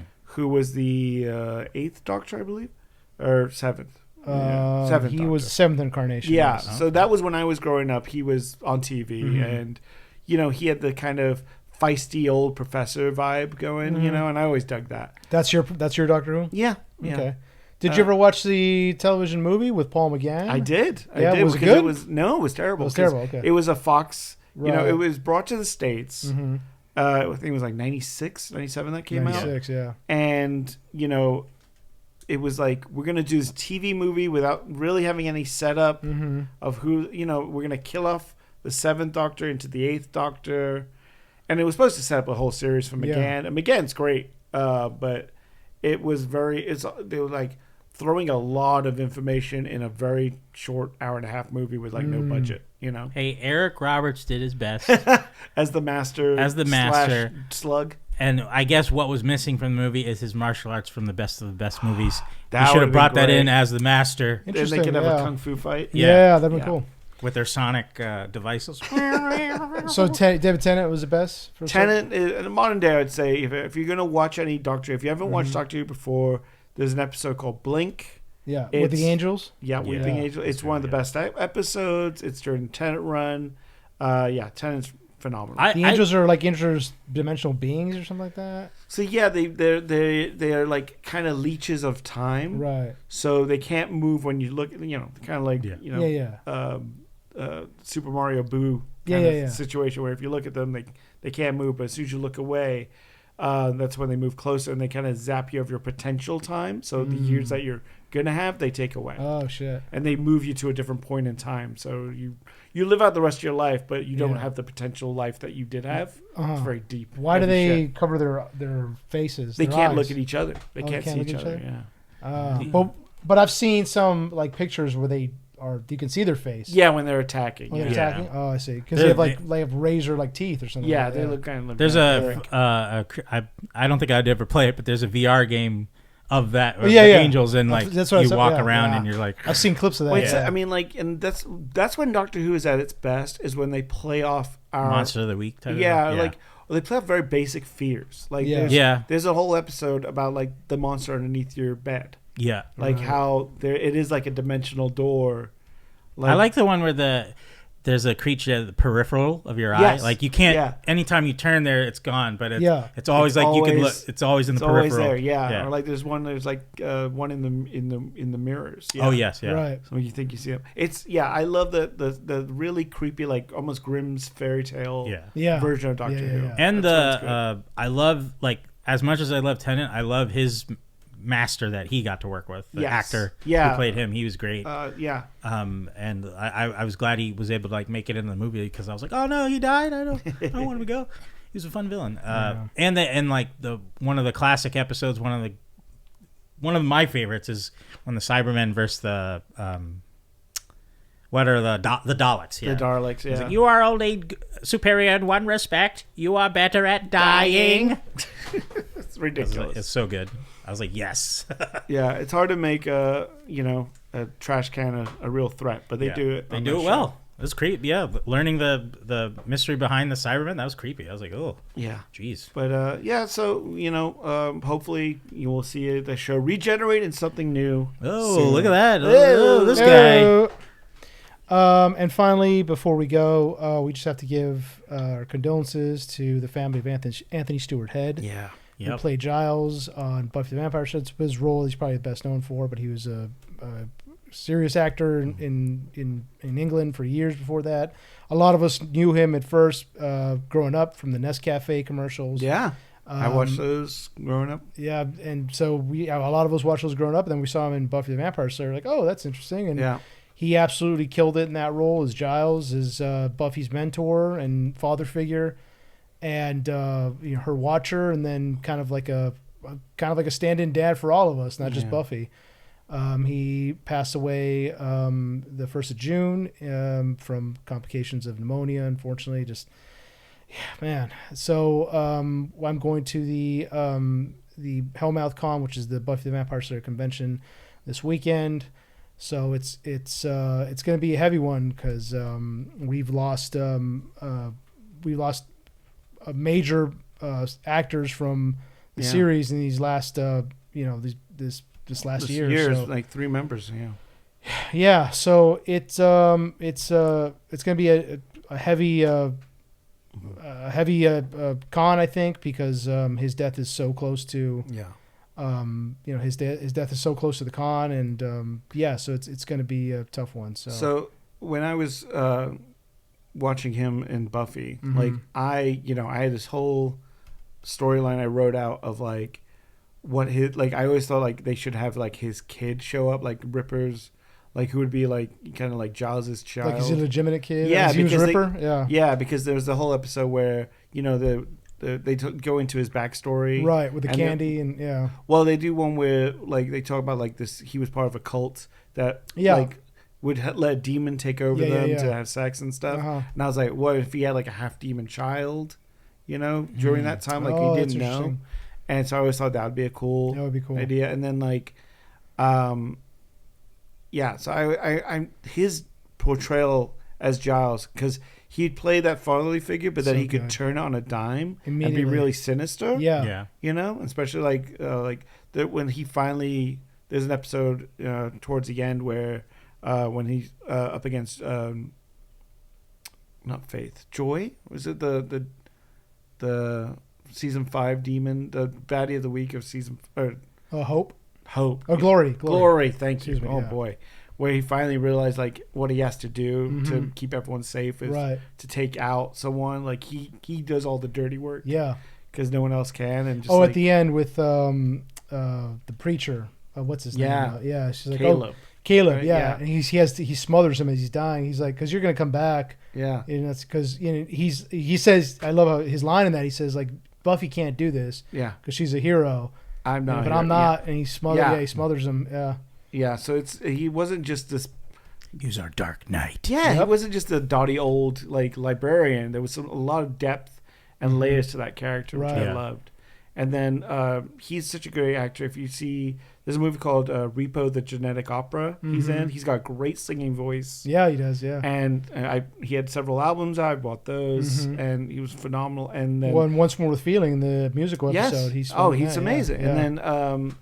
He played the big bad in Ted Lasso for the past few years, and so he could really. And he was one of the bads on Doctor Who as well. Oh, really? Yeah, episode called School Days. Oh, cool. Yeah, this is after Buffy. This is after Buffy. Is him versus Tennant. Yeah, nice. So so I mean, we just recently lost Michelle Trachtenberg. We lost Nicholas Brendan, and so 2 of the core 4 are gone now. Yeah, so it's just it's tragedy, and our condolences go out to all those families, and we'll miss you, sir, and thank you for everything. So with that being said, Chad, do you want to take us out? Sure, I can do.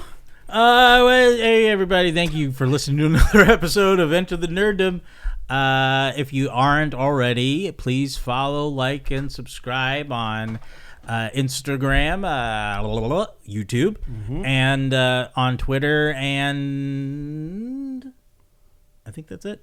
Friendster and MySpace. We're bringing that back. We're bringing Yeah. MySpace back. We're bringing it back. We're bringing them all We'll be back. top followers. There you go. And, Yes. And then, don't forget to rate and review Yes. if you can, please. It does help our algorithms and numbers and suggestions to people.